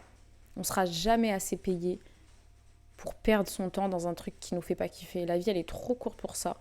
Et Dieu ne nous a pas mis sur terre pour ne pas exploiter notre potentiel. Dieu ne nous a pas mis sur terre pour ça. Donc c'est aussi une injonction divine. Ça aussi, il faut vous le dire, c'est une adoration de vous dire, ok, comment moi je peux apporter au monde et apporter à moi-même. Pourquoi Dieu m'a mis sur terre. C'est pas forcément de l'humanitaire. Hein. C'est quoi mon potentiel, ma vocation, mon don pour lequel je vais être épanouie. Et cet épanouissement, il va se ressentir dans toutes les sphères de ma vie, dans ma spiritualité, dans mon rapport aux autres, dans ma joie de vivre, etc. Donc voilà. Et en fait, si on tente plein de trucs en même temps, on change souvent de taf ou quoi, les parents peuvent le voir en mode on est instable et tout. Je suis d'accord, c'est pour ça qu'aussi il faut leur trouver une ligne directrice, tu vois. T'es pas obligé d'expliquer tout ce que tu fais. Donc tu peux essayer d'être dans une ligne directrice, voilà. Moi je suis chef de projet. Je suis chef de projet. Je suis chef de projet de plein de projets. Mes parents, voilà, ils comprennent ce qu'ils veulent comprendre. Bon, ils n'ont pas de problème avec ça, la vérité. Ils sont contents quand je suis contente. Peux-tu nous faire une présentation de ton livre? Lequel? Celui que j'ai sorti ou celui qui va sortir? J'aimerais trop ouvrir une librairie islamique. Oui, moi aussi. Un concept store. J'aimerais ouvrir un concept store, un hub intellectuel, spirituel, sociologique, avec plein de choses, des conférences, des clubs de lecture, des livres, et des livres qu'on trouve pas trop en France, avec une approche différente et tout. Franchement, je kifferais trop. Les entrepreneurs musulmans devraient se rassembler et échanger pour s'entraider avec ceux qui souhaitent se lancer. Ouais, c'est ce que fait quand même un peu les auteurs de Propriétaires sans riba. J'ai vu qu'ils ont fait une conférence il y a pas longtemps, enfin un événement, et je sais que c'est un peu leur souhait de faire ça, de se rassembler autour de ces délires-là, de projets entre musulmans. Je suis en alternance, il me reste encore 2 ans, j'espère pouvoir lancer mon business avant de finir mes études. Bah je te le souhaite franchement. C'est super bien de faire des projets en même temps que ses études parce que tu apprends plein de choses et puis t'es pas obligé de faire gros tout de suite, tu vois. CLM, que penses-tu de la gestion financière dans un couple musulman? Sujet abordé avant ou pas? Comment toi tu organises cela de ton côté si tu souhaites répondre? Sujet abordé avant ou pas? Bien sûr. C'est un des sujets les plus importants. L'argent, c'est une des premières causes de dispute dans le couple. Il y a des statistiques de l'INSEE. C'est dans le top 3 en tout cas de quasi tous les classements. Et top 3 aussi des divorces. Donc que ce soit pour un couple musulman ou pas musulman, ça n'a aucune importance. L'argent, bien sûr qu'on doit en parler. On doit parler de la gestion financière, on doit parler de comment la personne utilise son argent, comment elle le gagne, comment elle le dépense, est-ce qu'elle budgétise, est-ce que cette personne-là est dépensière, voilà, qu'est-ce qu'elle fait avec son argent, c'est quoi ses projets financiers sur le long terme, et inversement. Nous, il faut se questionner sur ça, sur notre rapport à l'argent, dire à la personne, est-ce qu'on est quelqu'un qui peut faire beaucoup de concessions sur l'argent, est-ce qu'on a des projets financiers, je sais pas, quelqu'un qui veut acheter une maison, et qui va dire, voilà, moi j'ai tant d'économies, toi t'as combien? Est-ce que c'est un projet à terme que tu as envie de faire? Est-ce que tu as envie de lancer des business? Est-ce que si? Est-ce que ça? Est-ce que à la maison tu t'attends à ce que la femme participe? Est-ce que non? Est-ce que, voilà. Pareil, hein, l'homme, est-ce que si on a des difficultés, toi tu pourrais, imaginons c'est quelqu'un qui, une femme qui a envie d'être femme au foyer, ou d'être sur ses petits projets et tout, voilà, et il va lui dire, est-ce que si un jour on est en galère, toi t'es dans quel délire, machin et tout. Du coup, forcément, on doit en parler, et ensuite, pourquoi ça... c'est pas pertinent que je te dise moi comment j'organise ça, parce que c'est propre à chacun en fait. Il n'y a pas une organisation type, il y a autant d'organisations, et que ça soit pour tout, hein. Vous savez, à la maison, les tâches ménagères, les trucs, les enfants, il n'y a pas une organisation type, il n'y a pas d'organisation type dans l'islam, ça c'est un leurre. Il y a des organisations qui ne lèsent personne et qui conviennent aux deux. Et ça, c'est justement pour ça que le mariage c'est difficile et qu'en même temps c'est ce qu'on nous demande de faire. Il n'y a pas de chemin tout tracé, il n'y a pas de schéma. On prend et on dit voilà, l'homme c'est ci, la femme c'est ça, on s'y plie. Non, c'est des discussions, c'est de l'empathie, mais c'est aussi de la rigueur, c'est du respect, etc. Donc il faut en parler, il faut voir comment vous voyez les choses, mais ensuite tout se fera dans la pratique. Si déjà vous êtes d'accord, sur les grandes lignes, sur les choses théoriques là, avant, après ça sera dans la pratique et ça, c'est toujours lié à une seule chose, c'est le bon comportement et la rahma, l'amour dans un couple. C'est-à-dire que peu importe les sujets que vous allez aborder en amont, ce qui va faire que votre couple, ce qui va faire que tous ces sujets-là, même si vous avez finalement des divergences, même s'il y a des choses qui sont bousculées par le quotidien, ce qui va faire la différence, c'est l'empathie de l'un pour l'autre. Vous voyez? Donc, c'est à ce moment-là que vous allez vraiment... Enfin, c'est avec ces qualités-là que vous allez vraiment pouvoir stabiliser tout le reste des sujets en fait. Une présentation de mon premier livre. Mon premier livre, donc je ne vais pas le pitcher en mode start-up, mais c'est un recueil poétique de réflexions, de brides, de pensées. En fait, j'ai souvent l'expression de dire que c'est le nuage de mon esprit, le nuage de mon âme sur papier, mais c'est un recueil poétique qui est très orienté vers l'amour, donc avec plein de textes qui parlent d'amour, et c'est un cheminement, c'est un voyage de l'obscurité à la lumière, de fleurs fanées à la floraison, et c'est un peu une quête interne et de plein de choses qui m'ont entourée, de mon environnement, de récits, voilà, je me suis nourrie de plein de choses, et j'ai pu faire un livre qui s'articule en plusieurs chapitres, qui permettent de mettre un petit peu de gaieté, de positivisme finalement dans certaines histoires, de montrer que même si on a pu être à des moments dans certains troubles, dans certaines choses très négatives, on peut arriver à de l'épanouissement, à de la stabilité. Et voilà, ça parle aussi de difficulté, de facilité. En fait, mon livre, finalement, c'est le résumé de et après la difficulté, il y a certes une facilité. À côté de la difficulté, il y a certes une facilité.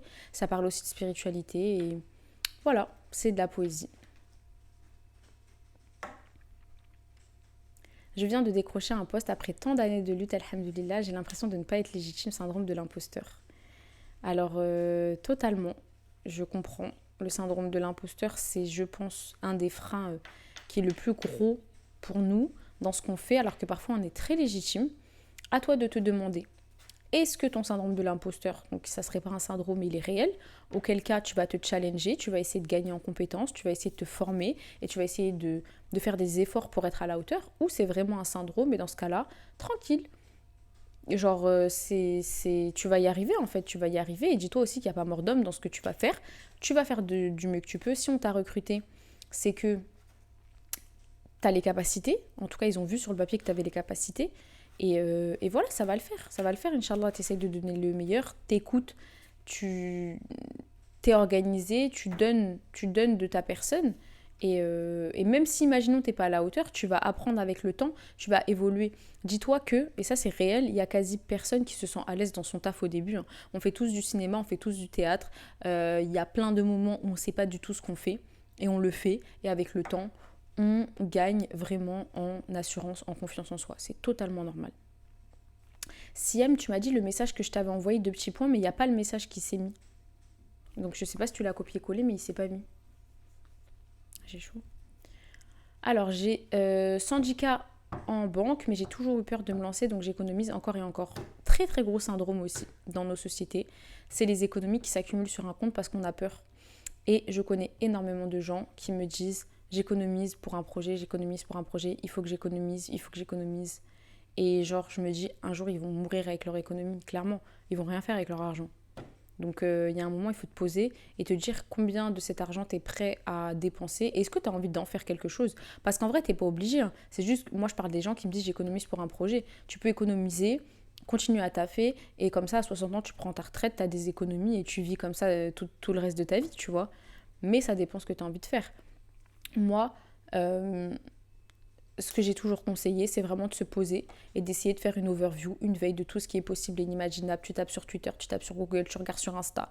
Tu te dis qu'est-ce que j'ai envie de faire? Est-ce que c'est un business qui me prend en gros ma vie? C'est-à-dire je vais investir dans quelque chose, puis à un moment ça va marcher, ça va tourner tout seul. Est-ce que je veux investir dans tout ce qui est investissement financier, etc. Vous savez, les riches, ça c'est trop un talk que je veux faire dans l'éducation financière.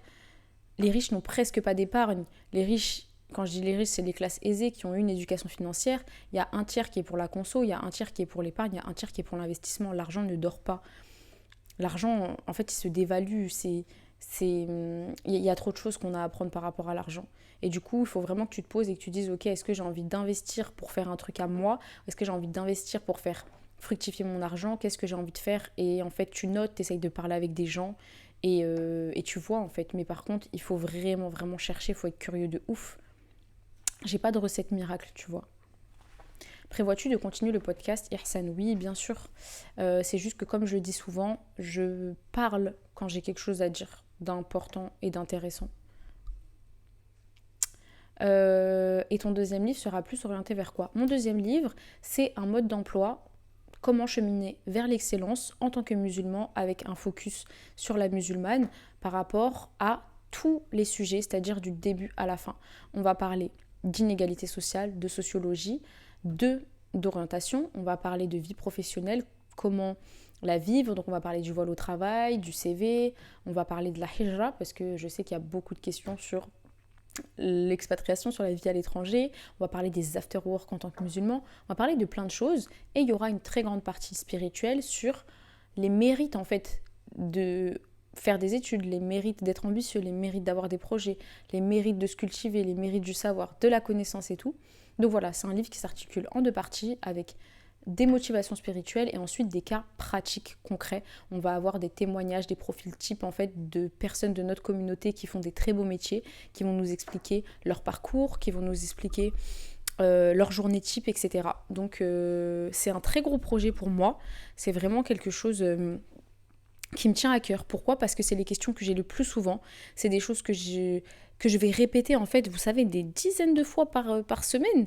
Et finalement, je me suis dit, mais en fait, si c'était dans un livre, si en fait la jeunesse musulmane avait un guide comme ça qui permet de motiver, d'avoir des pistes, vous voyez, je n'ai pas prétention à être exhaustive sur tout.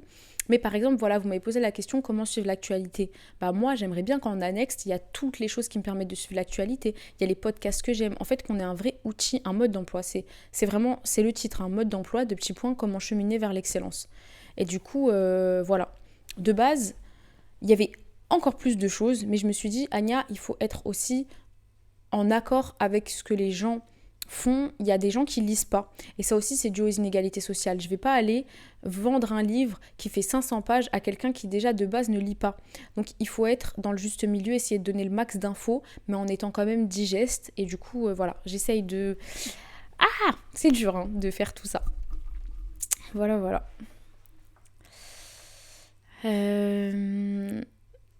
Mais Siem, je te jure que ton message ne s'affiche pas. Vraiment, je te le jure. Il y a écrit je quoi tweet, je veux pas que tu vois mon message. Troisième tentative, il y a une flèche, il n'y a pas le message. Je sais pas si tu me suis sur Insta, mais vas-y, tu sais quoi, envoie-le-moi sur Insta. Et je le regarde. Parce que je te jure qu'il s'affiche pas.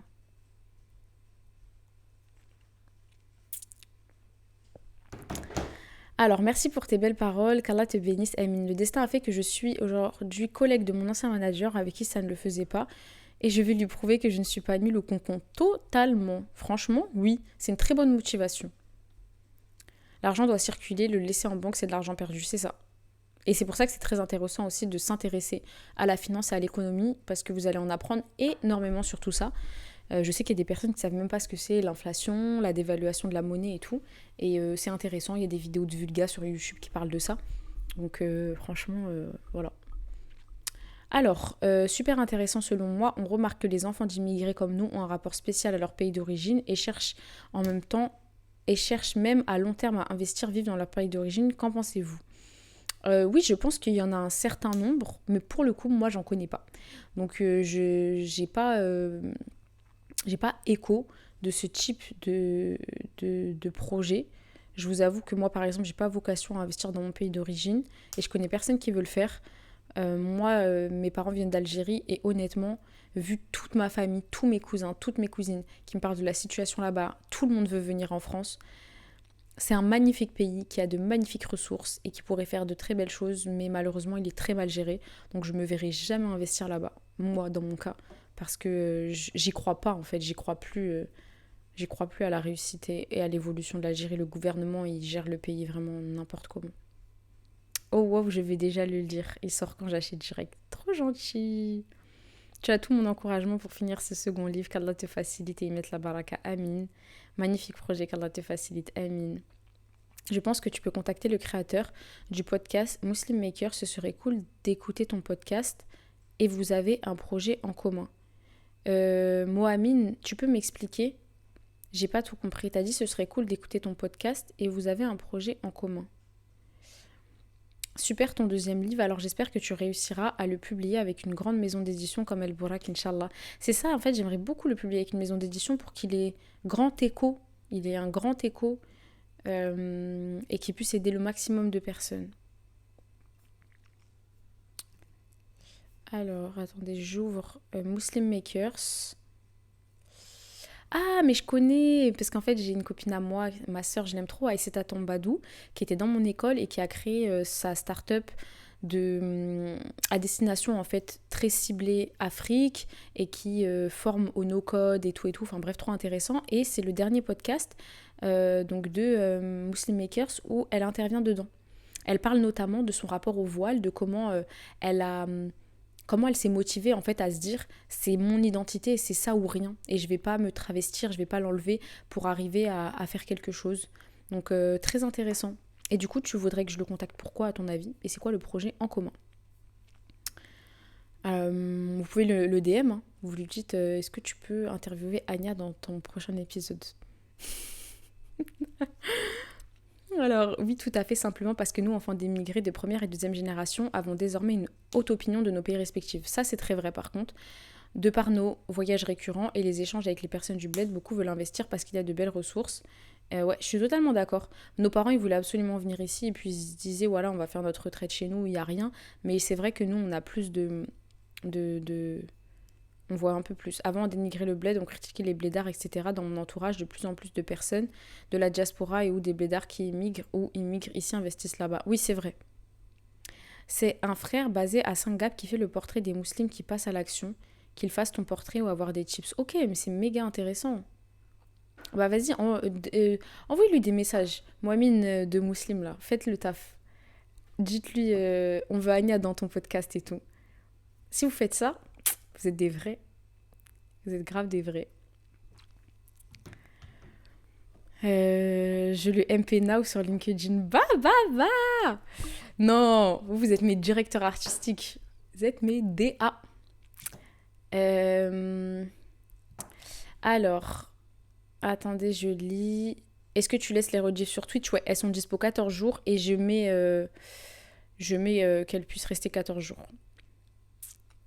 By the way, t'es pas au prêt à manger de la BNF des fois? Si, bah grave des fois. Je suis dans les prêts à manger de tout Paris, honnêtement. Mais BNF, oui, j'y suis quand même pas mal. C'est pas celui où je vais le plus, mais j'y suis. Alors, si elle me va sur Insta, je lis son DM. Alors, c'est quelqu'un qui excelle dans plusieurs domaines à la fois, ou même qui est intéressé par plusieurs domaines à la fois, et même tous différents les uns des autres. Personnellement, elle parle de multipotentiel, c'est bon, j'ai compris. Personnellement, je le suis et justement, je n'arrive pas à me décider sur ma carrière professionnelle car je veux tout faire en même temps. Je sais d'avance que je ne vais pas aimer être dans un job, à faire des tâches répétitives et tout. Ton profil, c'est vraiment comment je m'imagine, faire plusieurs choses à la fois, avoir plusieurs casquettes au quotidien, tout en étant épanouie dans tout ce que j'entreprends. En réponse à la question, c'est quoi être multipotentiel? C'est souvent les HPI qui le sont d'ailleurs, mais c'est pas une généralité. Ok, j'ai compris. Donc j'ai compris multipotentiel, et oui, au potentiel, c'est pas forcément multipotentiel. J'ai un rapport à tout ce qui est HPI, THPI, etc. Même si c'est pas une dimension qui me plaît de ouf dans la psychologie, mais pour avoir fait des bilans psychologiques, j'ai un rapport à ces questions-là. Donc, multipotentiel, ok, quelqu'un qui excelle dans plusieurs domaines ou qui est intéressé par plusieurs domaines, etc. Bah en fait, moi, justement, je suis totalement comme ça, je m'intéresse à 1 million de choses, c'est pour ça que mon compte est autant fouillis et que je suis moi-même perdue en fait dans ce que je partage parce que j'ai envie de faire des vidéos YouTube de vulga sur l'astronomie, sur la success story de Netflix, sur la skincare coréenne, de socio, d'éco, de business, de mindset, de tout en fait. Et c'est trop dur de tout concilier. Mais en tout cas, si j'ai un conseil à te donner, c'est qu'il y a quand même des tafs où tu peux être en action et pouvoir toucher à plusieurs choses. J'ai donné un exemple avec l'entrepreneuriat. Moi, dans Aya & Co, donc dans l'entreprise que j'ai créée de location, comme j'ai dit, à la base, il y avait du sourcing, il y avait chercher des couturiers, chercher des fournisseurs, il y avait voyager pour aller faire ces choses-là, il y avait le design artistique, il y avait la mode, il y avait tout ce qui est créatif, il y avait aussi qu'est-ce qui va marcher, donc il y avait le business model, il y avait ensuite les réseaux sociaux, il y avait le shooting, il y avait la photo, il y avait le marketing, maintenant il y a la communication, il y a la relation client, il y a le fait, c'est un truc tout bête, mais d'aller au pressing, moi ça me fait bouger, je prends mes robes et je les emmène au pressing, je rentre, je les trucs, je les machins, etc. Il y avait la déco du showroom, en fait il y a plein de choses. Donc parfois avec un projet, tu peux prendre plein de directions et ça te permet de toucher plein de trucs. Mais en entreprise, c'est aussi possible. Il y a des gens qui sont, comme je te disais, tu travailles dans un incubateur ou dans une start-up et tu as beaucoup de responsabilités. Tu peux être touche à tout, en fait. Tu peux faire plein de trucs à la fois. Tu peux être sur du réseau, tu peux être sur du marketing, tu peux être sur ci, tu peux être sur ça. Ça te permet de toucher, en tout cas d'être actif. Parce que moi, c'est surtout ça, j'aime être active, au moins toucher à plusieurs trucs à la fois. Et ensuite, ce qui me nourrit, bah, c'est le reste, en fait. C'est ce qui est à côté, c'est mes lectures, c'est mes centres d'intérêt, c'est les réseaux sociaux, c'est la création de contenu. Et ça me permet de faire plein de trucs différents. On ne pourra jamais choisir une vie, c'est le réel, là où je vous dis qu'on a un choix de vie limité, dans un temps limité. On ne pourra jamais tout faire, donc il faut essayer de faire le maximum de choses qui nous épanouit, ou en tout cas trouver un juste milieu dans tous les potentiels qu'on a, toutes les passions qu'on a.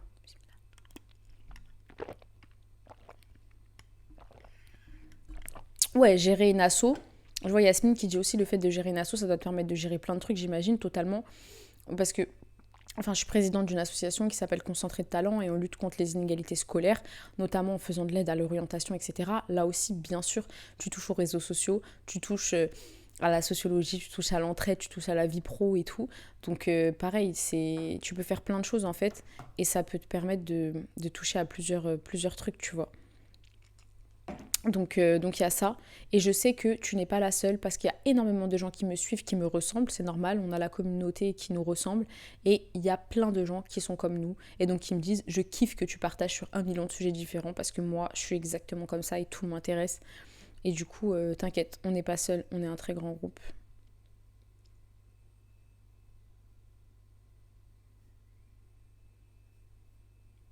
Cette personne me fait peur. Alors, attendez, je lis vos coms parce que j'ai juste perdu un truc. Alors, hop.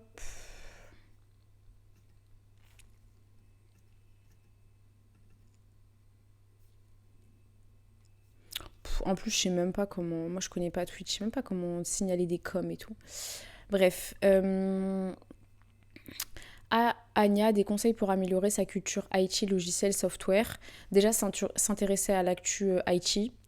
Ensuite, regarder des TEDx parce que c'est trop intéressant sur plein d'innovations IT. Et après, ça dépend ce que tu fais. Il y a les certifs, il y a des formations gratuites sur Microsoft, il y a des formations gratuites sur Google, il y a plein de trucs, il y a YouTube et tout, mais en fait, c'est en fonction de ce que tu fais. Je sais pas, par exemple, je dis nimp, t'es sur SAP, c'est un ERP, bah tu vas t'intéresser à tout ce qui est en train d'être développé dans SAP, à S4HANA, au cloud, à l'arrivée du cloud dans SAP. Ça dépend ce que tu fais, mais voilà. Je connais le monde informatique, mais c'est tout. Ok, donc un peu globalement, bah, je dirais que franchement, les TEDx sur la technologie, c'est super intéressant. Ça te permet de découvrir plein de trucs différents et après, tu peux essayer d'adapter. Alors, aussi le fait de gérer, attendez, merci d'avoir donné une réponse comme celle-ci. Ça a été plutôt rapide de lancer une association, mais c'est compliqué, c'est super rapide de lancer une association. Faut juste avoir ton idée, écrire tes statuts, faire la demande sur France Gouv liée aux associations, avoir ton équipe entre guillemets, président, coprésident, secrétaire, trésorier et tout. Tu fais ta demande, on va t'envoyer si tu fais des erreurs et tout, hop, tu valides et ensuite c'est lancé et après tu fais ce que tu veux. Je trouve justement que c'est un beau fouillis ton compte, c'est gentil. Mais c'est très dur de jongler avec tout ça. Parce que je me limite beaucoup. Hein. Vraiment, il y a 1 million de choses que je veux partager, mais je me dis, non mais... Déjà, il y avait je sais pas, il y avait au moins 30% des gens qui avaient répondu que mes stories à la une, c'était trop et qu'ils étaient perdus. Donc, je sais même pas comment faire, parce que mes stories à la une, il y a juste des livres, des podcasts, des voyages, des OOTD, de la skincare, des cafés, il y a Paris. Mais pour moi, c'est clair. Pour moi, c'est simple. Du coup, je sais même pas comment faire. C'est ça, en fait. Comment satisfaire tout le monde. C'est ça le plus dur. Alors oui, j'ai LinkedIn. Attends, je te l'envoie. Hop. Je retrouve plus Twitch. Ah, c'est là. Je lui forward ton Insta. Ouais, tu peux, hein. Tu peux. Et attends, je sais pas, est-ce que je peux t'envoyer un DM? Je sais pas comment ça marche. Ah ouais, je peux. Ah non. Bon bah voilà, vous l'avez tous, pas grave, de toute façon, c'est pas secret. Hein.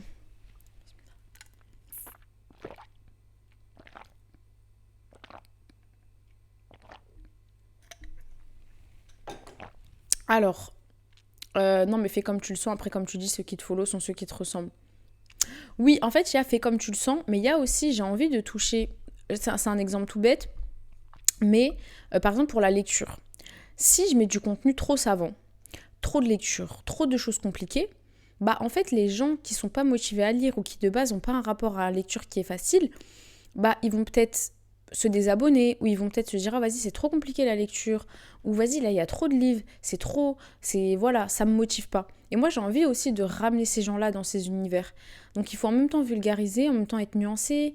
C'est pour ça que j'ai envie de faire comme je le sens, mais il faut rester quand même dans une stratégie. En fait, avoir un compte de création de contenu, c'est comme du branding de marque. sans forcément chercher, c'est pas pour de la rentabilité, mais c'est pour attirer des gens dans des univers, parce que j'aimerais en fait aider, je veux que des gens s'ouvrent à certains trucs. Du coup, voilà. Tes stories épinglées sont archi claires. Moi, ça m'aide quand parfois j'ai besoin d'y retrouver les infos, c'est rapide et pratique. Ça me rassure beaucoup. Je reste encore quelques secondes et après on y va parce que j'ai trop faim là. Oh là là. Et Smithmat, hello Anya, en tant que gérante de ton propre business, quel est ton positionnement avec tes amis qui aimeraient bénéficier de tes services gratuits, payant plein pot, prix plus bas? Je suis ravie que les amis et la famille doivent être les premiers investisseurs d'un business naissant dans l'idée de soutenir. J'aimerais connaître le tien. Totalement ça. Les proches, c'est censé être les premiers facteurs, les premiers vecteurs, les premiers boosters en fait d'un commerce. Bien sûr, s'ils n'ont pas besoin du truc, bah voilà, et que c'est pas dans leur projet financier de l'acheter ou quoi, bah ils vont pas se forcer. Mais il n'y a pas de... Voilà, si par exemple, bien sûr que si j'ai une pote à moi qui me dit je veux louer un cafetan chez toi, parce que c'est toi et que j'ai envie de le faire et tout, par contre, bah il y a moins cher ailleurs, donc en gros, de base, moi j'ai pas les moyens et tout, mais de moi-même, en fait, je vais lui dire, bah déjà, je vais lui dire, je te l'offre, mais bon, normalement, c'est ta pote. Elle va te dire, non, mais pas du tout, mais voilà. Je vais lui dire, bah vas-y, je te fais moins cher et tout. Mais en gros, voilà, c'est... pour moi, il y a pas d'esprit comme ça de... On calcule ou quoi. Voilà, ma pote, elle veut venir de elle-même, normalement, elle va participer. Maintenant, si elle le fait pas, c'est-à-dire, elle consomme pas forcément chez moi, c'est pas grave. On n'a pas tous on n'a pas tous l'envie d'acheter un truc, l'envie de... Voilà. Je sais que par exemple mes potes, elles ont toutes acheté mon livre, même celles qui ne lisaient pas. Après c'est 15 euros, c'est pas beaucoup dans un budget entre guillemets, ça dépend pour qui. Mais moi ça m'a motivée de ouf et ça fait plaisir, vous voyez.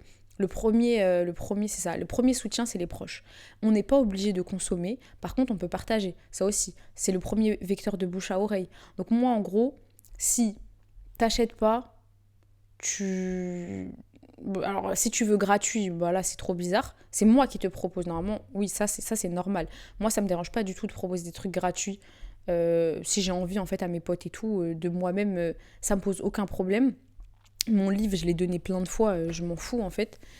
Mais si la personne, déjà de elle-même, elle est dans cette logique d'avoir un truc gratuit, c'est non.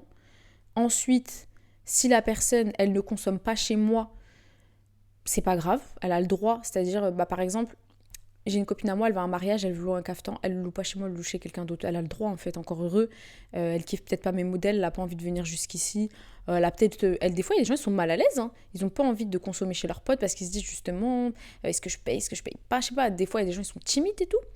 Et après, troisièmement, c'est la personne, elle partage même pas ce que tu fais. Alors ça, pour moi, je suis désolée, c'est pas de l'amitié parce que ça coûte absolument rien de partager un truc, un projet de ton ami, vous voyez. Moi, par exemple, je fais du contenu. Bah moi, j'aime bien quand mes potes partagent. Et quand ils partagent pas souvent ou qu'ils partagent pas du tout, bah je suis en mode, bah ça se fait pas. En gros, ça coûte rien de mettre dans une story. Ou quand j'ai lancé mes cafetans, c'est pareil. Tous mes potes, ils ont partagé et ça coûte rien en fait. C'est le premier booster. Tu consommes pas, c'est pas grave, mais tu partages. Et si tu partages pas officiellement, c'est rien non plus. Parce qu'on sait pas ce que les gens ils font dans l'ombre. Il y a aussi le bon soupçon. Donc les gens, ils partagent parfois dans leur entourage. Quand quelqu'un va chercher un truc, ils vont dire ah ouais, il y a tel truc. Ou ils vont être au travail, ils vont dire ah ouais, ma pote, elle a écrit un livre. Ou etc. Donc il y a ça. Donc parfois, il faut pas juger en fait à ce que vous voyez. Ou la personne, elle y pense pas forcément aussi. Il y a pas tout le monde qui a ce mindset là. Mais on va dire globalement, moi, c'est comme ça. C'est pas ce que j'attends des gens, mais c'est comme ça que moi, je réfléchis pour moi. Je vais peut-être pas acheter ce que la personne, elle fait, parce que ça m'intéresse peut-être pas, et que c'est pas ce que j'ai prévu dans mon budget immédiat. Mais en tout cas, partager, pour moi, c'est essentiel, que ce soit officiellement ou officieusement. Le nombre de fois où je parle des projets de mes potes dès que je rencontre quelqu'un, et il doit y avoir plein de gens qui peuvent en témoigner.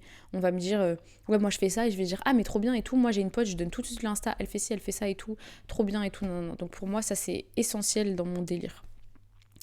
Alors, Amy Smat, je suis photographe, mes amis me sollicitent pour des photos de mariage pour leurs frères et sœurs, j'ose pas poser mon prix. Mais bien sûr, tu poses ton prix. Mais bien sûr, tu poses ton prix. C'est un travail, t'es ouf. C'est du temps, c'est avec ton matériel, c'est ton taf. À part si toi, ça te sert, par exemple, je sais pas, t'as envie d'un book et du coup, bah, le mariage, il va te servir en fait. À toi, il va te rapporter quelque chose, t'as envie de photos, de tel truc, mais sinon, bien sûr, tu poses ton prix.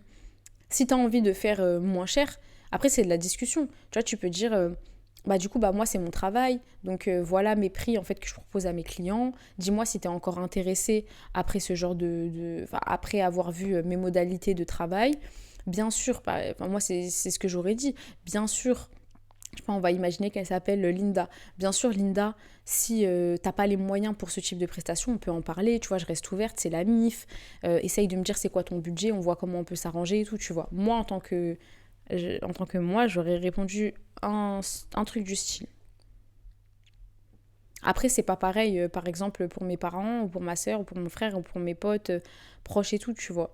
Mais ça dépend, en fait. En fait, ça dépend. Là, j'aurais répondu ça si moi-même, j'ai pas envie de le faire gratuitement. Ça dépend si toi, tu te sens lésé ou pas de le faire gratuitement, tu vois. Moi, bah, j'ai des potes à qui je leur aurais dit, eh, mais c'est de moi-même, j'aurais dit, eh, mais t'es ouf et tout, c'est moi ton photographe de mariage et tu payes pas et tout. Parce que je me sens pas lésée, parce que ça me fait plaisir de le faire. Donc, ça dépend, toi, ce que tu as envie de faire.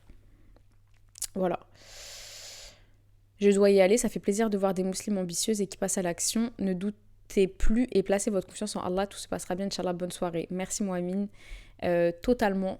Voilà, vous avez un message de motivation pour nous, pour... On y va, go. Test, si tu savais, Anya, j'ai lancé une marque de skincare, Do It Yourself, avec tout mon cœur l'an dernier. Mes potes étaient tellement inactifs, ça m'a choqué malgré les messages subliminaux que je mettais en story privée.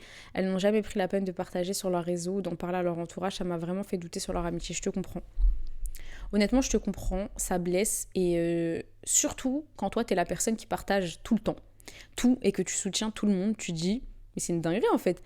Enfin, moi je soutiens tout, je partage tout le temps.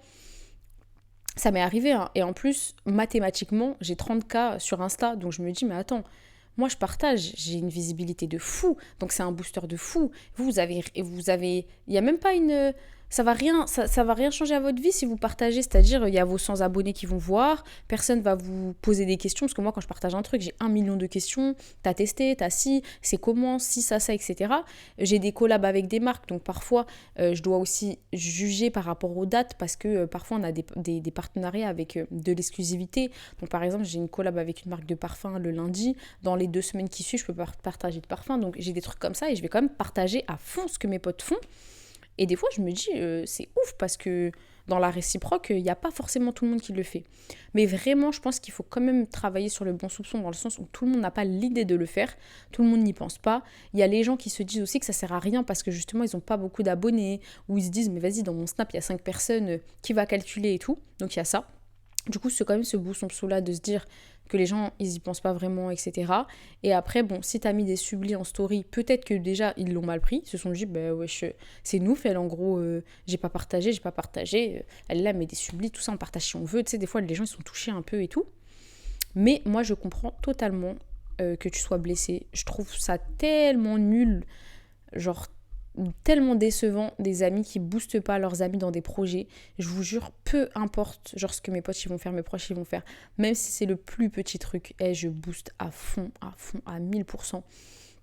Si vous voulez brainstormer sur des trucs, si vous voulez, etc. Je suis en mode, vas-y, envoie, je partage, envoie nanani, tu veux m'appeler parce que t'as une difficulté, parce que tu doutes, t'as besoin de conseils, je suis là, etc. etc. Pour moi, c'est ça l'amitié. Donc, je vais pas vous faire genre, ouais, bon soupçon à 1000%. Non, non, non. Il y a du bon soupçon. Parfois, il y a vraiment des gens qui n'ont pas cette conscience-là, ce délire. Ils sont occupés, en fait. Ils pensent à des choses dans leur vie et tout. Mais parfois, il y a des gens, ça se fait juste pas, en fait. Donc, voilà. Tu penses quoi de ce genre de relation? À ton avis, il est important de garder ces personnes-là dans ton entourage ou pas? Parce que sincèrement, c'est dur d'avancer avec un entourage aussi peu actif. Franchement, ça dépend. Ça dépend. On ne vire pas des amis de son entourage si on tient à eux et qu'on aime leur compagnie, qu'on aime leur amitié, juste parce qu'ils n'ont pas partagé un truc et qu'ils n'ont pas cette même conception-là de il faut partager et tout, tu vois. On a tous nos différences. Après, tu peux en parler avec eux, tu vois, en mode voilà, si vous aviez un truc, vous auriez voulu que je partage et tout. Pour vous, c'est normal. Genre la façon dont vous gérez le délire, tu vois. Moi, j'aurais dit ça normal, hein, cash. Moi, ce que je dis toujours, c'est vous partagez pas, il n'y a pas de problème. Genre, je vais jamais forcer quelqu'un à partager. Mais le jour où ça pète, faudra pas venir parler avec moi. Faudra pas venir dire, ouais, Anya, je la connais depuis 10 ans et tout, quand je serai une star. Non, non, non, non. C'est mort. Genre, vous avez remarqué, hein, par contre, les gens, quand tu fais des trucs, par exemple, je sais pas, tu te lances sur YouTube, tu vas faire des vidéos, je vous jure que la majorité des gens que tu connais, ils vont pas les partager. ils vont se dire c'est nul. Et franchement, ils vont même pas les regarder. Ça aussi, il y a ça. Il y a même pas de partager. Des fois, il y a des gens, ils regardent même pas ce que tu fais. Et ça, je trouve ça ouf.